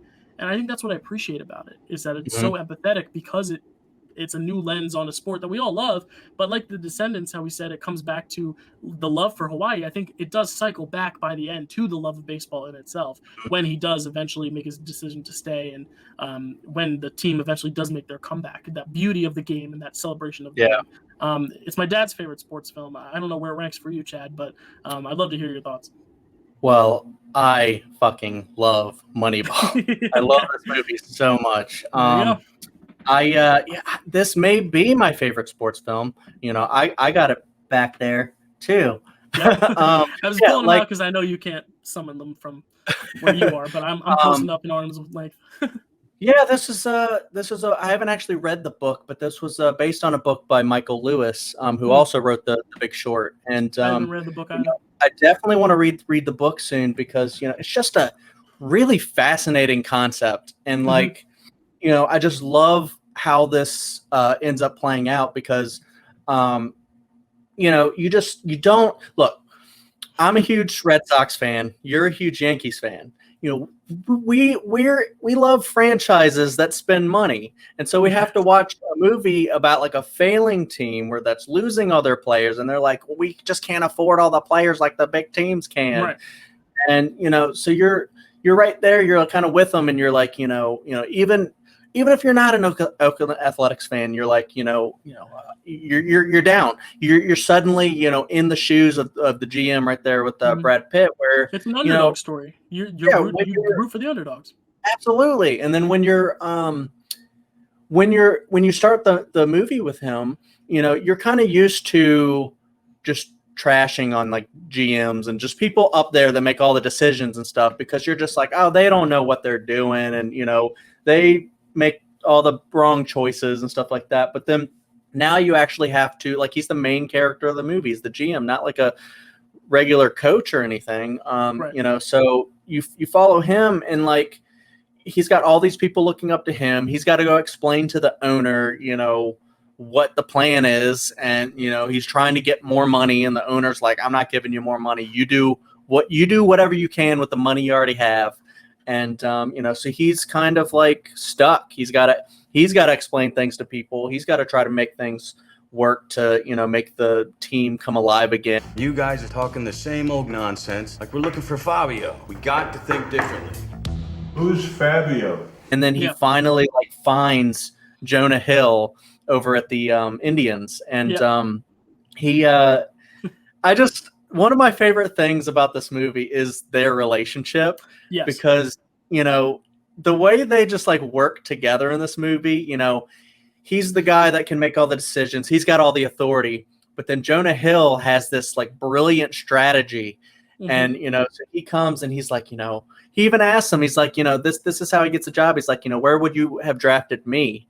And he said, I would have drafted you ninth, and stuff like that. So he's like brutally honest with him, because the movie also goes through Billy Beane, coming up to the majors, and he didn't go to college. Mm-hmm. He made all these choices just to be this big star and get the money and stuff like that. And they just talk about how a lot of these kids will go after this because people tell them that they're going to be great. They're amazing. They're like, Mm-hmm. this is a once in a lifetime opportunity, and we don't know how long we're going to be able to play the kids' game and stuff like that. And then, he just years and years of disappointment, not being able to pan out. And, he ends up getting the GM role, which is amazing, but he's still got that like disappointment. Like, I never did this. I chose this path in life, but what if I would have went the other route? Right. Yeah. And I think it's interesting, like how it's about baseball, but there's also just these characters as people. Billy, again, what you said about his childhood, but also his family. This movie deals with what happens when you have such a job that commands you to be there 24/7 on the spot, ready to make a deal and stuff. And we see how his family slipped away because of it. He has a divorce. His wife is now remarried to actually Spike Jonze, the director Spike Jonze, who did Her and Being John. I don't know that was. That's cool. Yeah, he plays the husband. But anyway, and his relationship with his daughter, which is ultimately the thing that makes him stay. It's Jonah Hill, his relationship with Jonah Hill. When they talk at the end, it's him lying on the baseball field and just taking in the beauty of the Oakland Stadium. And then it's his daughter singing that song. And I think that's a beautiful way to end the film, because it makes it more about him and his love for the people and the city and what he currently has, and appreciation of what he has, kind of like what you were saying with Midnight in Paris, rather than the romanticism of a bigger franchise like Red Sox or the Yankees, or going to Boston because that's the offer that's on the table. And he decides to stay. And it's that idea of enjoy what you do have, find what you have that you love, and maybe change the things you don't love, but you do have so much that you do love. And I do agree. The relationship between Jonah Hill and Brad Pitt's great, because Jonah Hill is so, he downplays everything. He has such a calm demeanor, but he's spitting so much fact and science and math and strategy. But Billy Beane's much more of the, over the top, not even over the top in the fact that he's like presenting, he's not over presenting everything, but, he gets into these outbursts, and he has those moments where he flails and knocks over the water cooler and all that stuff, and kicks the soda machines and throws the bats and all that stuff. And Jonah Hill's just kind of watching it all go down. Because they're at the table and like he's trying to like explain like what they're doing, like we're gonna pick up this guy, and everyone's shooting down each one, and that's exactly what Jonah Hill says that people do. And then he's like, we're picking up this guy. They're like, what? That's ridiculous. Why would we do that? And he's like, and then he goes, points over at Jonah Hill and he's like, you want me to speak? And then he's like, yeah, I want to point at you. What can he do? You want me to speak? When I point at you, yeah. He gets on base. And I just love that kind of mentality because, that's a great mentality for baseball is doesn't matter. Do I care if it's a walk or a hit? You do not. Exactly. No. Because, that's how you win games is you get runs. It's a home run and you have two people who walked. That's 3 runs. Even if you walk, that's 3 runs. It's a very interesting concept. And I don't even think you have to be a sports fan to enjoy this. I think you can enjoy this as just someone who enjoys the emotional moments with characters, but also just the business and just the different numbers and different facts. I mean, it's an Aaron Sorkin film, so it's a lot of dialogue. It's very wordy. It's very intelligent. And sometimes we've talked a little bit with Trial of Chicago 7 about how sometimes that doesn't work when characters are a little too intelligent. But here, when you're talking about business and baseball, like the Facebook movie, like The Social Network, it works that it makes sense that these characters are this intelligent and speak at this level and have this way of talking and discussing, which is interesting. And it's so fun to watch. So it's just so entertaining. And again, like I said, with the help, it's not necessarily the most visually intriguing. Like it's not the most dynamic. It's not Hugo. It doesn't have all those crazy visual effects, but it doesn't need it. It's just a really, really good script with great actors, and it's edited very well together. Great pacing throughout. I think it's a great film. Really great film. Some of these tense moments too, like when they're building up to this. They have like this long streak of wins, and then the whole movie. Billy's like, I don't go out and watch the games. Why do that? Yeah. And you find out it's because he thinks he's a jinx, and they're like, go out on the field, go out and actually like do it. And then like as soon as he does, they the opposing team starts to come back, and like so then he goes away, and then you have this bomb home run hit by Chris Pratt, who's so unsure of himself in the movie, and I love moments like that. So anyway, this is not the first, but the second film we're talking about now that did not win any Oscars, but it was nominated for 6. It was nominated for Picture. Of course, Brad Pitt is Best Actor, Best Supporting Actor for Jonah Hill, and I really do think this is the movie that kind of put Jonah Hill on that tier of like he's an actual Oscar caliber actor, because before that he was the funny fat guy. To put it bluntly, I can say it. I'm a that was his thing. Guy too. Anyway, Best Adapted Screenplay, of course, Aaron Sorkin. Best Film Editing and Best Sound Mixing. Sound Mixing, very interesting. Back then you wouldn't think. Nowadays you wouldn't think of this movie as a big sound movie, but again, you have the crack of the baseball on the bat. You have the crowd and the ways of layering, that kind of stuff. I think the sound design is good. I didn't think about the sound mixing, but got nominated for Best Sound Mixing. Went 6 nominations, 0 wins, which is a shame because I do think this is a movie that should be an Oscar winner, not just an Oscar nominated film. But where it should have won, maybe we'll talk about it later. Who knows? So now that we go past the green fields of Moneyball, why don't we go to the green leaves of the trees, the tree of life, if you will. Chad, tell us about Terrence Malick's The Tree of Life. The Tree of Life, directed by Terrence Malick, music by Alexandre Desplat, cinematography by Emmanuel Lubezki, starring Brad Pitt, Jessica Chastain, Sean Penn, Hunter McCracken, Finnegan Williams, Michael Coeth, Laramie Epler, John Howell, Ty Sheridan, Carrie Matchett, Joanna Going, Michael Showers, Kimberly Whalen, Jackson Hurst, Fiona Shaw, aka Aunt Petunia. Yep, another Harry Potter actor. Crystal Manticon, Tamara Jolane, Dustin Allen, Tommy Hollis. Yes, I got a lot of the little kids' names too. Yes. Plot. Family struggles with mediocrity in life in the 1950s on the micro level, while Terrence Malick attempts to explain life and existence on a cosmic level. Yeah, I mean, that's as much as you can say about the film without really going into like theorizing what all the different meanings are, because this is a very philosophy. it's a very experimental film, and I think that's the first thing that will either turn people right off or intrigue people, because I don't think this is a film for everyone. And I think there are movies here that I think everyone will enjoy, and I think this is a movie I can't say everyone will enjoy. I enjoy the fucking shit out of it, but do other people? Maybe not, because it is so ambiguous. It's so experimental. There is even a longer cut of it on Criterion that is like 3 hours long. That's why when I was texting Chad, I was like, oh, you're watching Tree of Life. You have 7 days laid out to watch it. Because the first time I saw it, I saw the extended cut. So watching this one, the smaller cut, I'll talk about it later, but it was definitely a much more interesting experience. But Chad, what are your thoughts on Tree of Life? Because I know you're a Malick fan. I fucking love this movie too. I don't know. I didn't really remember this. This is my second time watching this one. You know, I've kind of grown into a pretty big Terrence Malick fan. I haven't seen all of his movies, but the ones I have seen, I really love. You know, and I think he does have a few really great films. And like this one, you know, if you know me, I love 2001: A Space Odyssey, and I feel like this is like a really perfect like successor to that, because you know, this is a very ambitious movie. You know, Terrence Malick is a guy that he created like a few films, and then he had like a 20-year hiatus. You know, he left for a long time, and then he came back and started making more bomb films. And I'm like, you know, The Tree of Life, you know, when you first see it, like, you know, you're like, oh, it's about like a family, and, you know, apparently their son died or something. Then all of a sudden it starts to get like abstract, and it goes into like the creation of life itself. Yeah, you just have like all of these like beautiful images with, you know, operatic score, and just I can't even explain it. You know, there's so many swaths of this movie you can't even explain. I think we could take a whole 2 hours to just discuss the themes and what's going on in the story. Yeah. I don't even think you have to. I think it's one of those films that like is what it is, and everyone will have a different interpretation of. I really do think so.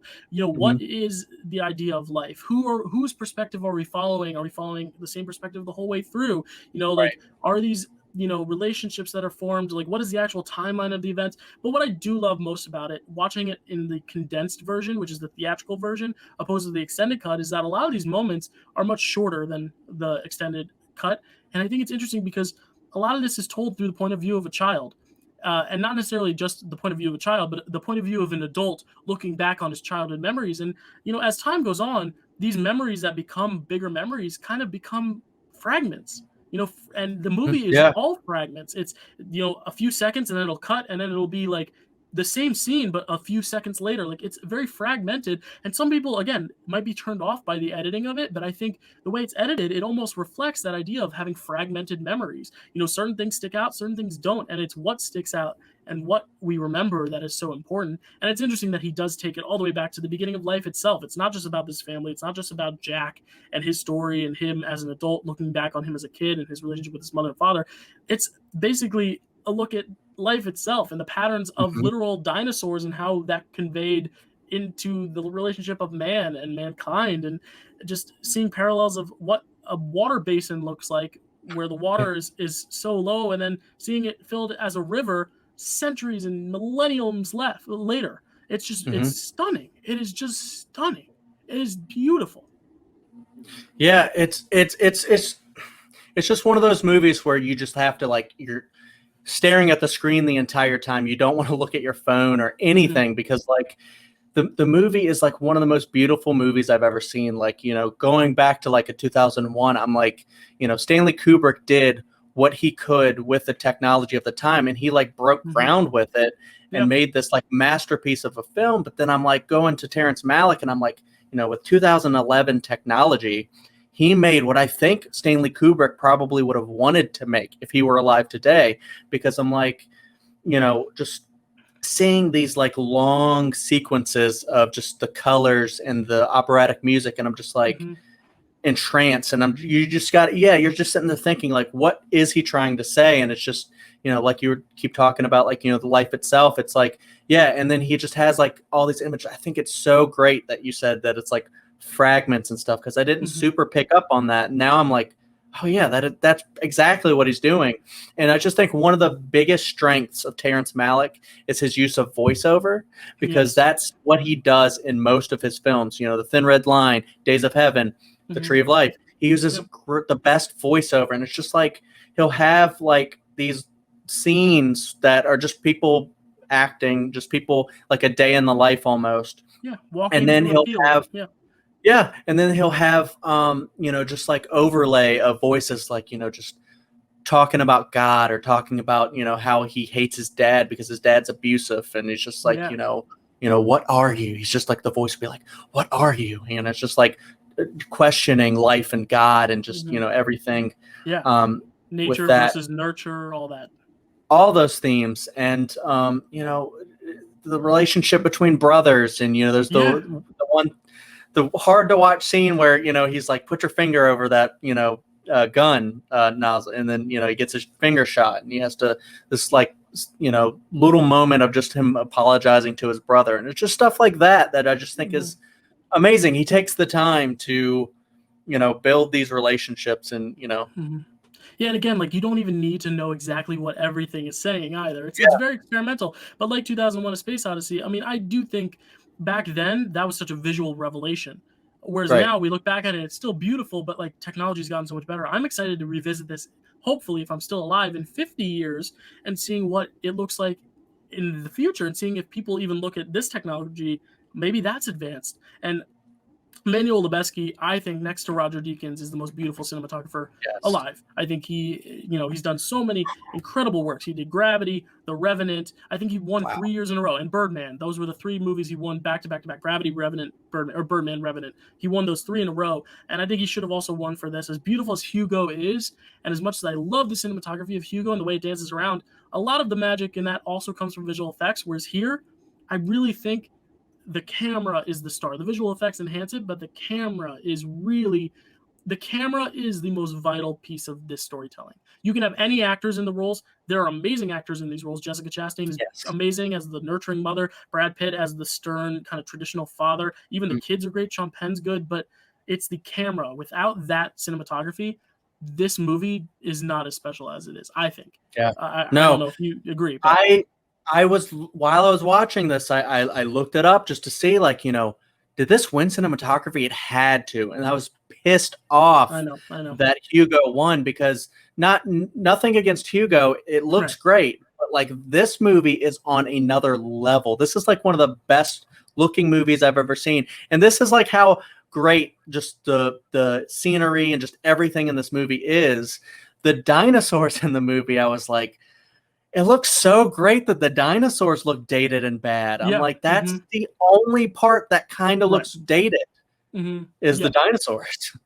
Yeah, I agree. Like, again, visual effects back then, maybe it wouldn't have won that nowadays. But again, I don't think it matters that much. I think it's such a very small blip on otherwise perfectly crafted film. I'll be honest, there are some moments where I'm like, not checking my watch, but like, okay, I'm ready to move on to the next part, because it is so experimental, and like, some scenes do drag on a little bit, but then even when they are dragging on, it's like Lord of the Rings to me, where sometimes it's like, all right, this could speed up a little bit, but at the same time, I'm like, no, I got to sit back and just enjoy it and take it in. Is this a movie I'm going to watch every year? Probably not, just because I don't want it to lose its charm. But the 2 times I have watched it, which are coincidentally last year and this year, I have watched it 2 years in a row, I still enjoy it. I still really am swept away with it. I mean, I'm looking at the nominees. It was Hugo, The Artist, The Girl with the Dragon Tattoo, Tree of Life, and War Horse. And again, great cinematography, but I do think this cinematography just is a step above the rest.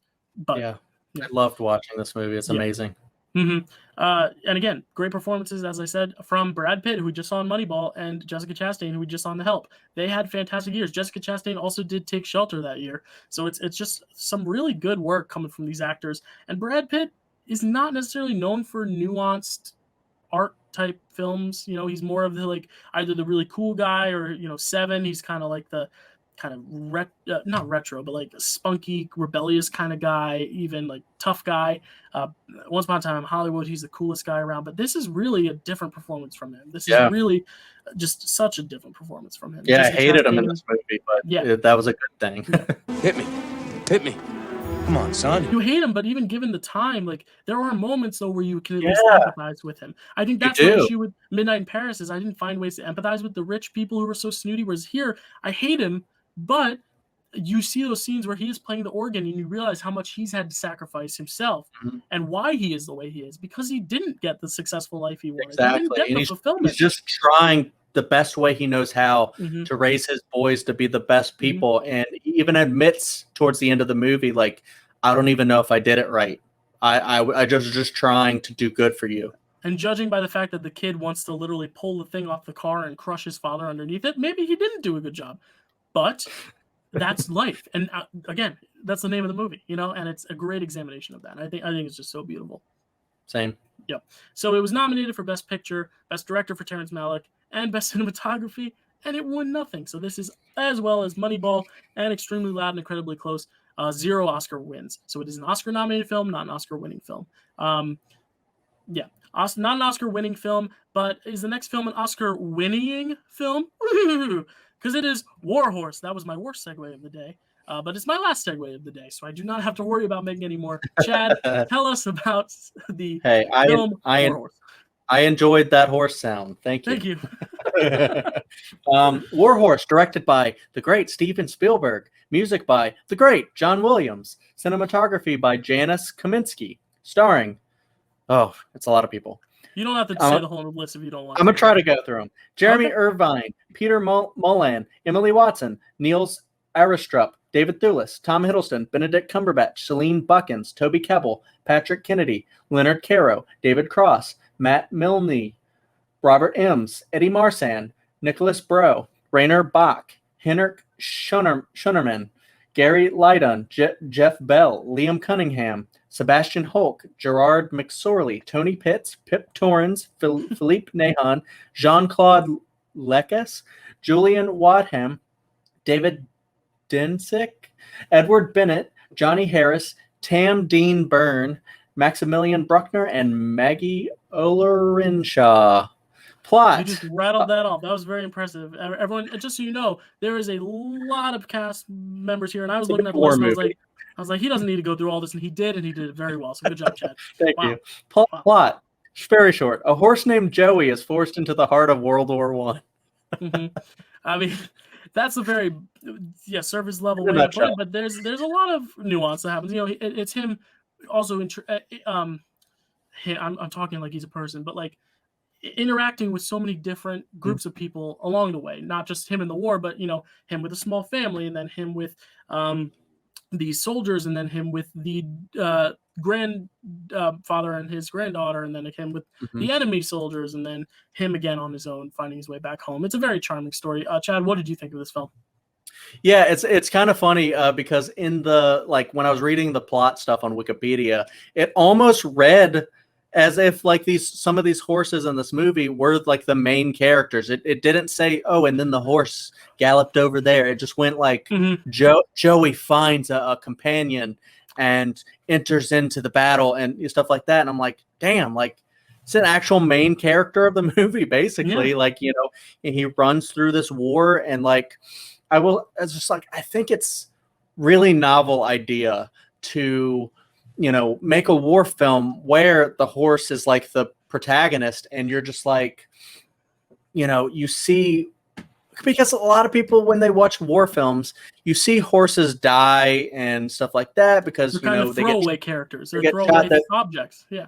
And then this film centers around them, and it's no, these horses work so hard for these unforgiving people who don't care about them at all. They're this is war, so we're gonna have casualties, and who gives a shit about a horse?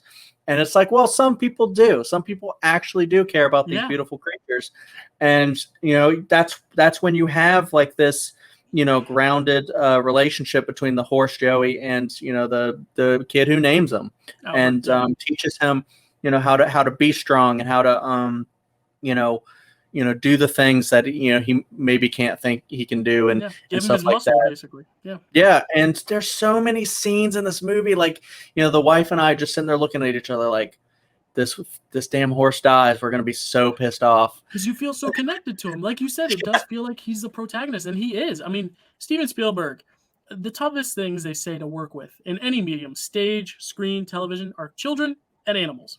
Children, if they're good enough, really well professional children, they're a joy to work with. Sometimes they can act out, and sometimes it's tough to deal with children because they have tempers, they get tired, whatever. Animals, I can't imagine working with animals on set, making sure that they hit their marks, they hit their blocking, that they run at the right time, that they look toward this camera, look toward that camera. But they do. They fall down when they're told to fall down, even though they're not getting hurt. You know, those aren't actual scars on their legs. That's makeup that they put on horses. It's just so well done. And for him to pull it off with, you know, it's not a dog movie. Dogs, I love dogs, but they're easier to discipline and easier to train than a freaking horse, you know, in terms of movies and acting. There's actual acting from these horses. There really is. And I'm not going to consider it for best actor, obviously, because, you know, for any of these humans to lose to a horse for best actor would be kind of humiliating. But, you know, the horse is a good actor. Both of them, both horses are good actors. The horses show emotion in this movie. It's crazy. Yeah, and that's honestly why, you know, some of the characters along the way aren't necessarily the most intriguing people. You know, it's always about the horse, but when the characters are so intriguing, like Tom Hiddleston's character is super, just genuine and nice. The grandfather and his granddaughter is so sweet. Albert himself in the relationship, and his mother, Emily Watson, from Punch Drunk Love, great film. And the horse's relationship, like that, those relationships are just so beautiful. And it reminded me of the Western Winchester 73, how you see this gun kind of passed along to different groups of people throughout this story, but here it's a horse kind of going through different people's stories, and each group has their own separate story to tell, and eventually it makes its way full circle, and we actually see the grandfather and Albert talking because the grandfather buys them at an auction, and they have that beautiful moment. But yeah, that reunion between the two of them is so touching, and people criticize this film because they thought it was just a little, you know, emotionally manipulative, but it's Spielberg. I mean, he's the one who gave us the beautiful E.T. farewell. He gave us, you know, so many beautiful moments, Schindler's List and Saving Private Ryan. Like, he's known for sentimental films. Like, that's his brand. And I can't fault him for making a movie about a boy and his horse. I mean, we all love our pets. You know, how can you not make a movie that's overly sentimental when this horse literally runs through a battlefield, gets cut out of barbed wire by two people of opposing forces, and then eventually makes his way back home? I mean, it's so touching. And for people to say it's overly sentimental, maybe, but like, I think that's his brand, and that's why Steven Spielberg was the perfect person to do this movie, because it is so sentimental and it is so touching. And that score, I think is my favorite score of the year. I know The Artist, it's a more playful score. It takes more leaps and peaks, but this score just grounds the film so well and almost becomes the horse's voice in the film. You know, the music swells when the horse is at its most triumphant. You know, it's beautiful.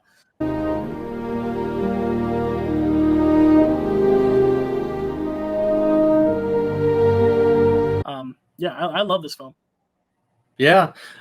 You know, I think that, I would say that I think I like the music in Tree of Life a little more, but, you know, Steven Spielberg, Sean Williams combination is usually pretty unbeatable, but like you were talking about, you know, how people think it's like maybe manipulative emotionally, but like, I mean, you could say that about pretty much any movie that has, you know, where it makes you feel something, but like, and you know, dies. It's sad, you know, the Conrad, the black horse. Yeah, exactly. I think it earns it because it's like, you know, that horse dying is almost like any, like, you know, spoiler alert for 1917. Yeah. Okay.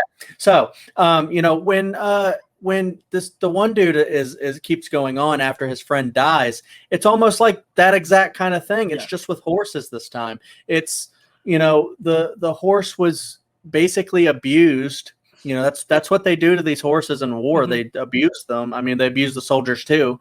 But you know, the guy's like, no, please go on, keep going on, and then the horse ends up laying down like, I can't go on. I just can't. Like, this is, you know, and it's just like that. Just with that, I'm just like, it's crushing, and you know, I just love it fits within the context of the film. It doesn't feel like they're just putting it in there to get a cry out of the audience either. You know.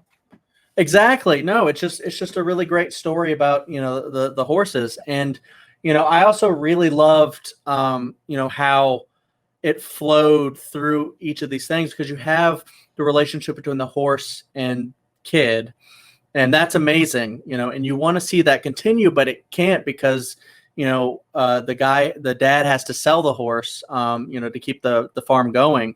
Mhm. And, but I love how they have to part ways.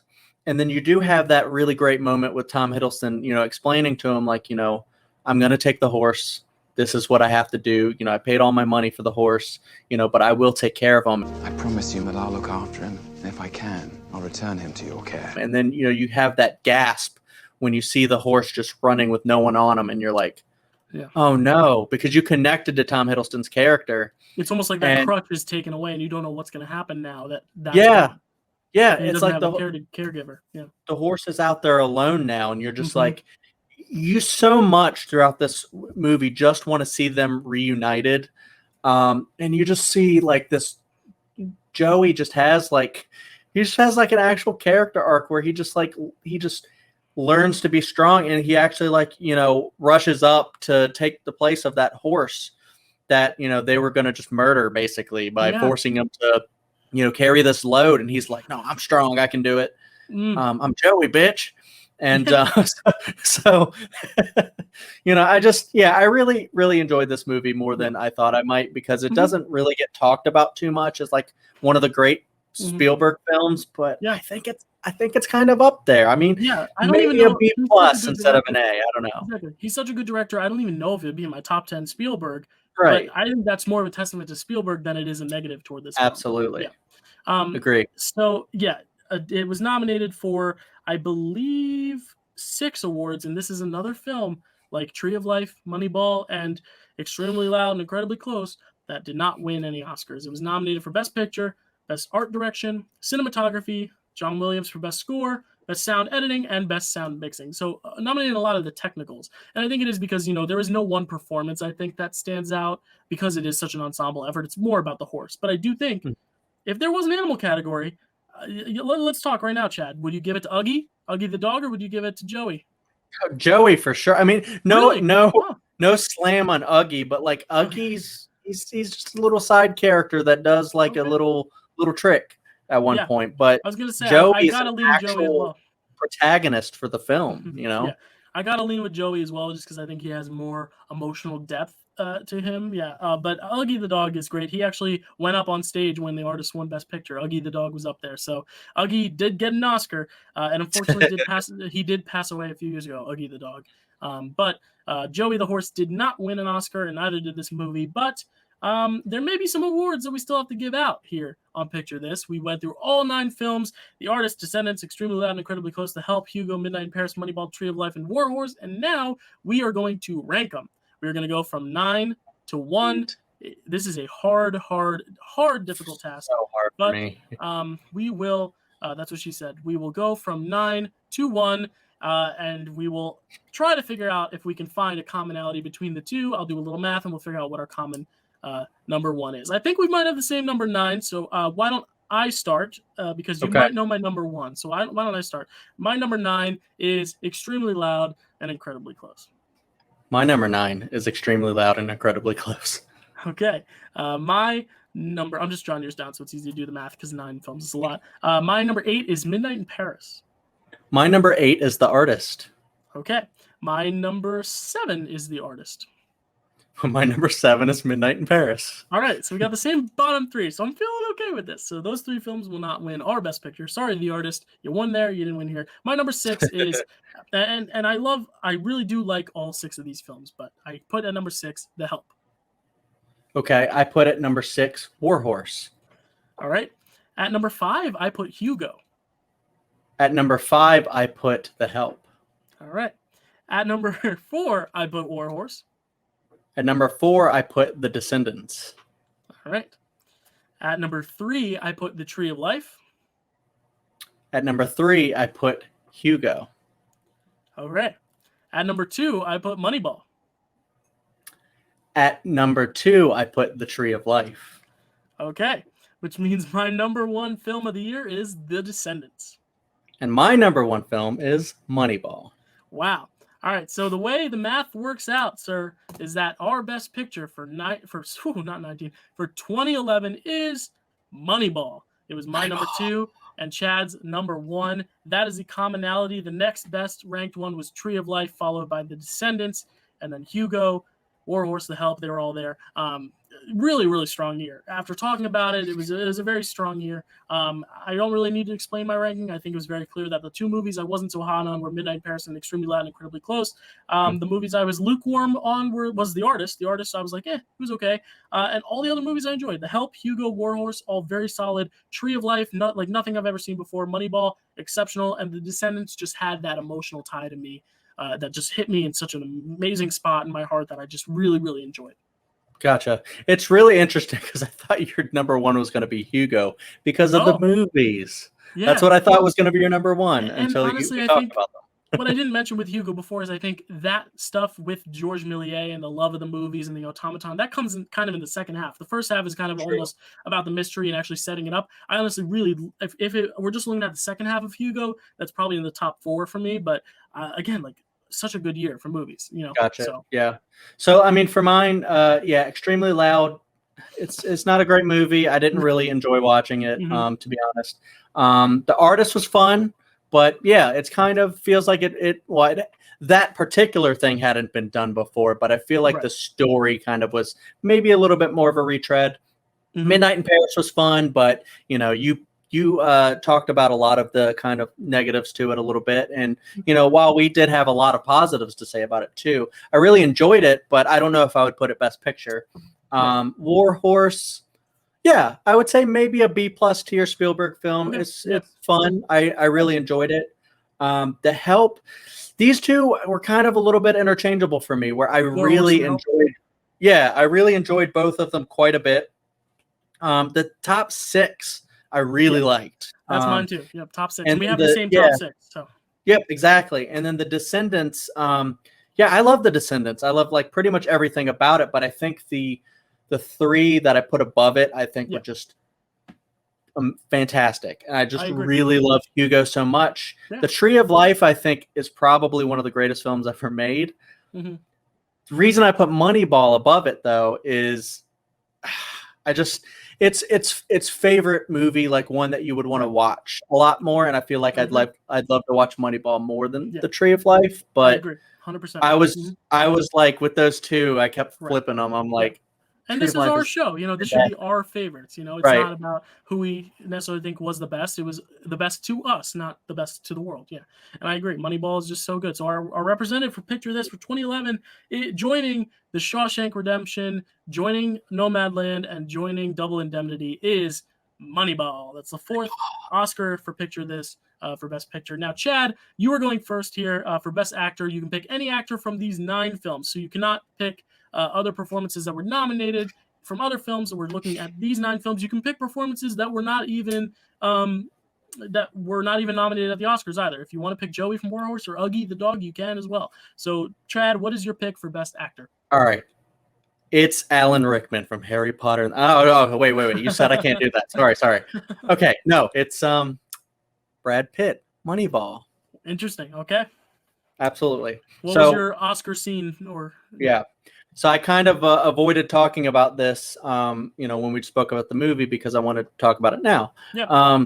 I loved one of my favorite things about Moneyball was seeing a lot of the dealings, of the GM and stuff like that when, he has to break the news to people at the board and, we're doing this, we're not doing what you want. And then, but my favorite scene that I really love that, ties into that is the scene between him and Jonah Hill at the table when he's just behind his desk and he's just calling all these people and he's like, who can we get for what? Who can we trade away?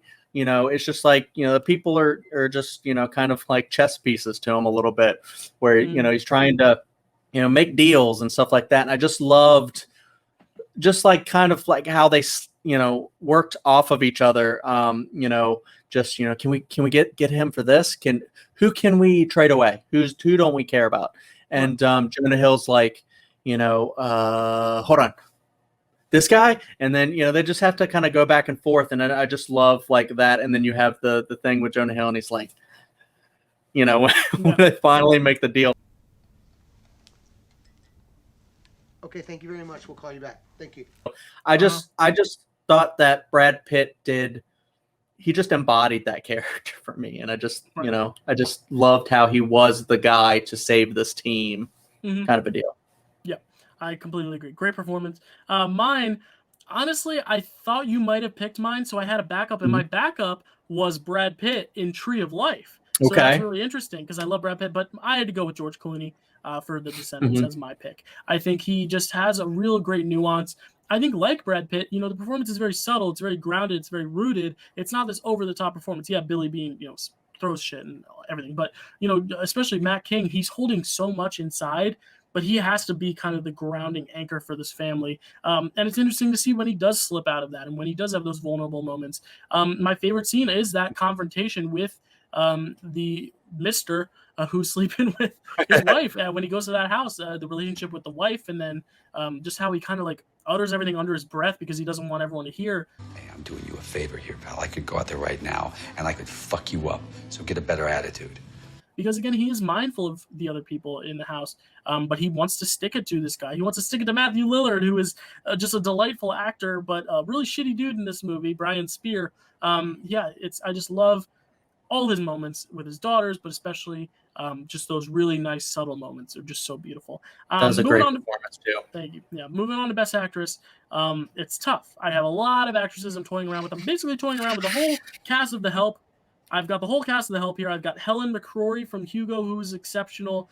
Jessica Chastain for Tree of Life, who's exceptional. Emily Watson in War Horse. Shailene Woodley in The Descendants. Berenice Bejo in The Artist. But I went with who should have won this Oscar over Meryl Streep, Viola Davis in The Help. I loved her performance. I think it is stunning. My favorite moment is the ending when she has to say goodbye to that little girl. It is utterly heartbreaking, but as soon as she shed that first tear, I immediately said, well, looks like I know who's going to win Best Actress. And when it wasn't her, I was utterly baffled. It was not necessarily against Meryl Streep. She's great in The Iron Lady, but it's just to take just such a humble, honest, genuine human being and just rip so much emotion out of her and just get so much nuance and restraint. I mean, all three of these performances, Brad Pitt, George Clooney, and Viola Davis, all show such great restraint, as well as those moments when they can open up. And Nobody would believe what you wrote. I don't know. I've been told I'm a pretty good writer. Already sold a lot of books. I love the humor also with her and Minnie. They have a great friendship that she can allow herself to laugh at times, but it is mostly rooted in that deep sorrow that she eventually lets out at the end when she has her last moment with the girl. The you was kind, you was smart, you was important. It is just so beautiful. It should have been her first of maybe 3 Oscars, maybe 2. I'm not sure, but she should have definitely won her second Oscar for Fences because she should have won for this performance. Yeah, Viola Davis, that was one of my picks. I was going to say her if you didn't because, exactly what you just said, about the restraint, the whole movie. And then finally at the very end, just like when she goes up to Hilly and she's like, aren't you tired? Ain't you tired, Miss Hilly? I'm still really toying with it, but I got to say someone.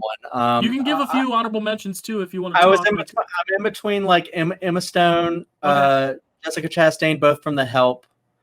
I think I'm just gonna go Jessica Chastain just because for The Help, because I just really loved her character because she's kind of like this side character almost that's not even affiliated with a lot of the other people, but she wants so badly to just be accepted and just intermingle with all these people, but they hate her because I don't know, she's different or she's too nice or something. But she's got this deep sadness to her because outward appearances she's this bright friendly person, bubbly, exactly.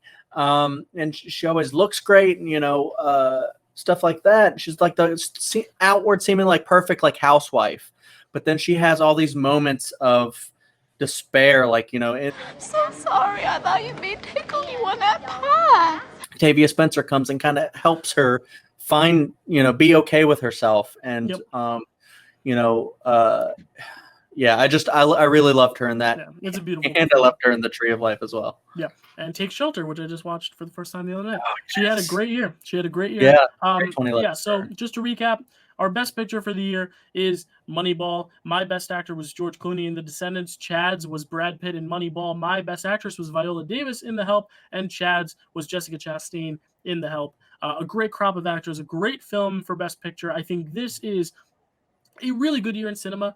I said earlier, I only probably would put 3 of these movies, maybe 4, on my actual personal top 10 best pictures because there are just so many good movies in 2011. But I do think of the ones that won, The Artist, I don't think it's necessarily stood the test of time as well as some of the others. In terms of these movies, the only ones I really think are talked about a lot now, just because of Scorsese, probably Hugo, Tree of Life is always mentioned, and Moneyball, I always see it on Showtime. Whenever I walk into the living room, my dad's watching something, it's usually either Moneyball or a Quentin Tarantino movie, just because that's what's always on TV. It's always on TV. So, again, I think some of these movies have stood test of time better than others, but all in all, a really, really good crop of films. Any last thoughts on 2011? No. Fantastic year for movies. Yeah. Everyone, thank you for sticking with us for 2 hours and however long we've been doing this, because it has been a long show, but we had a lot of movies to talk about.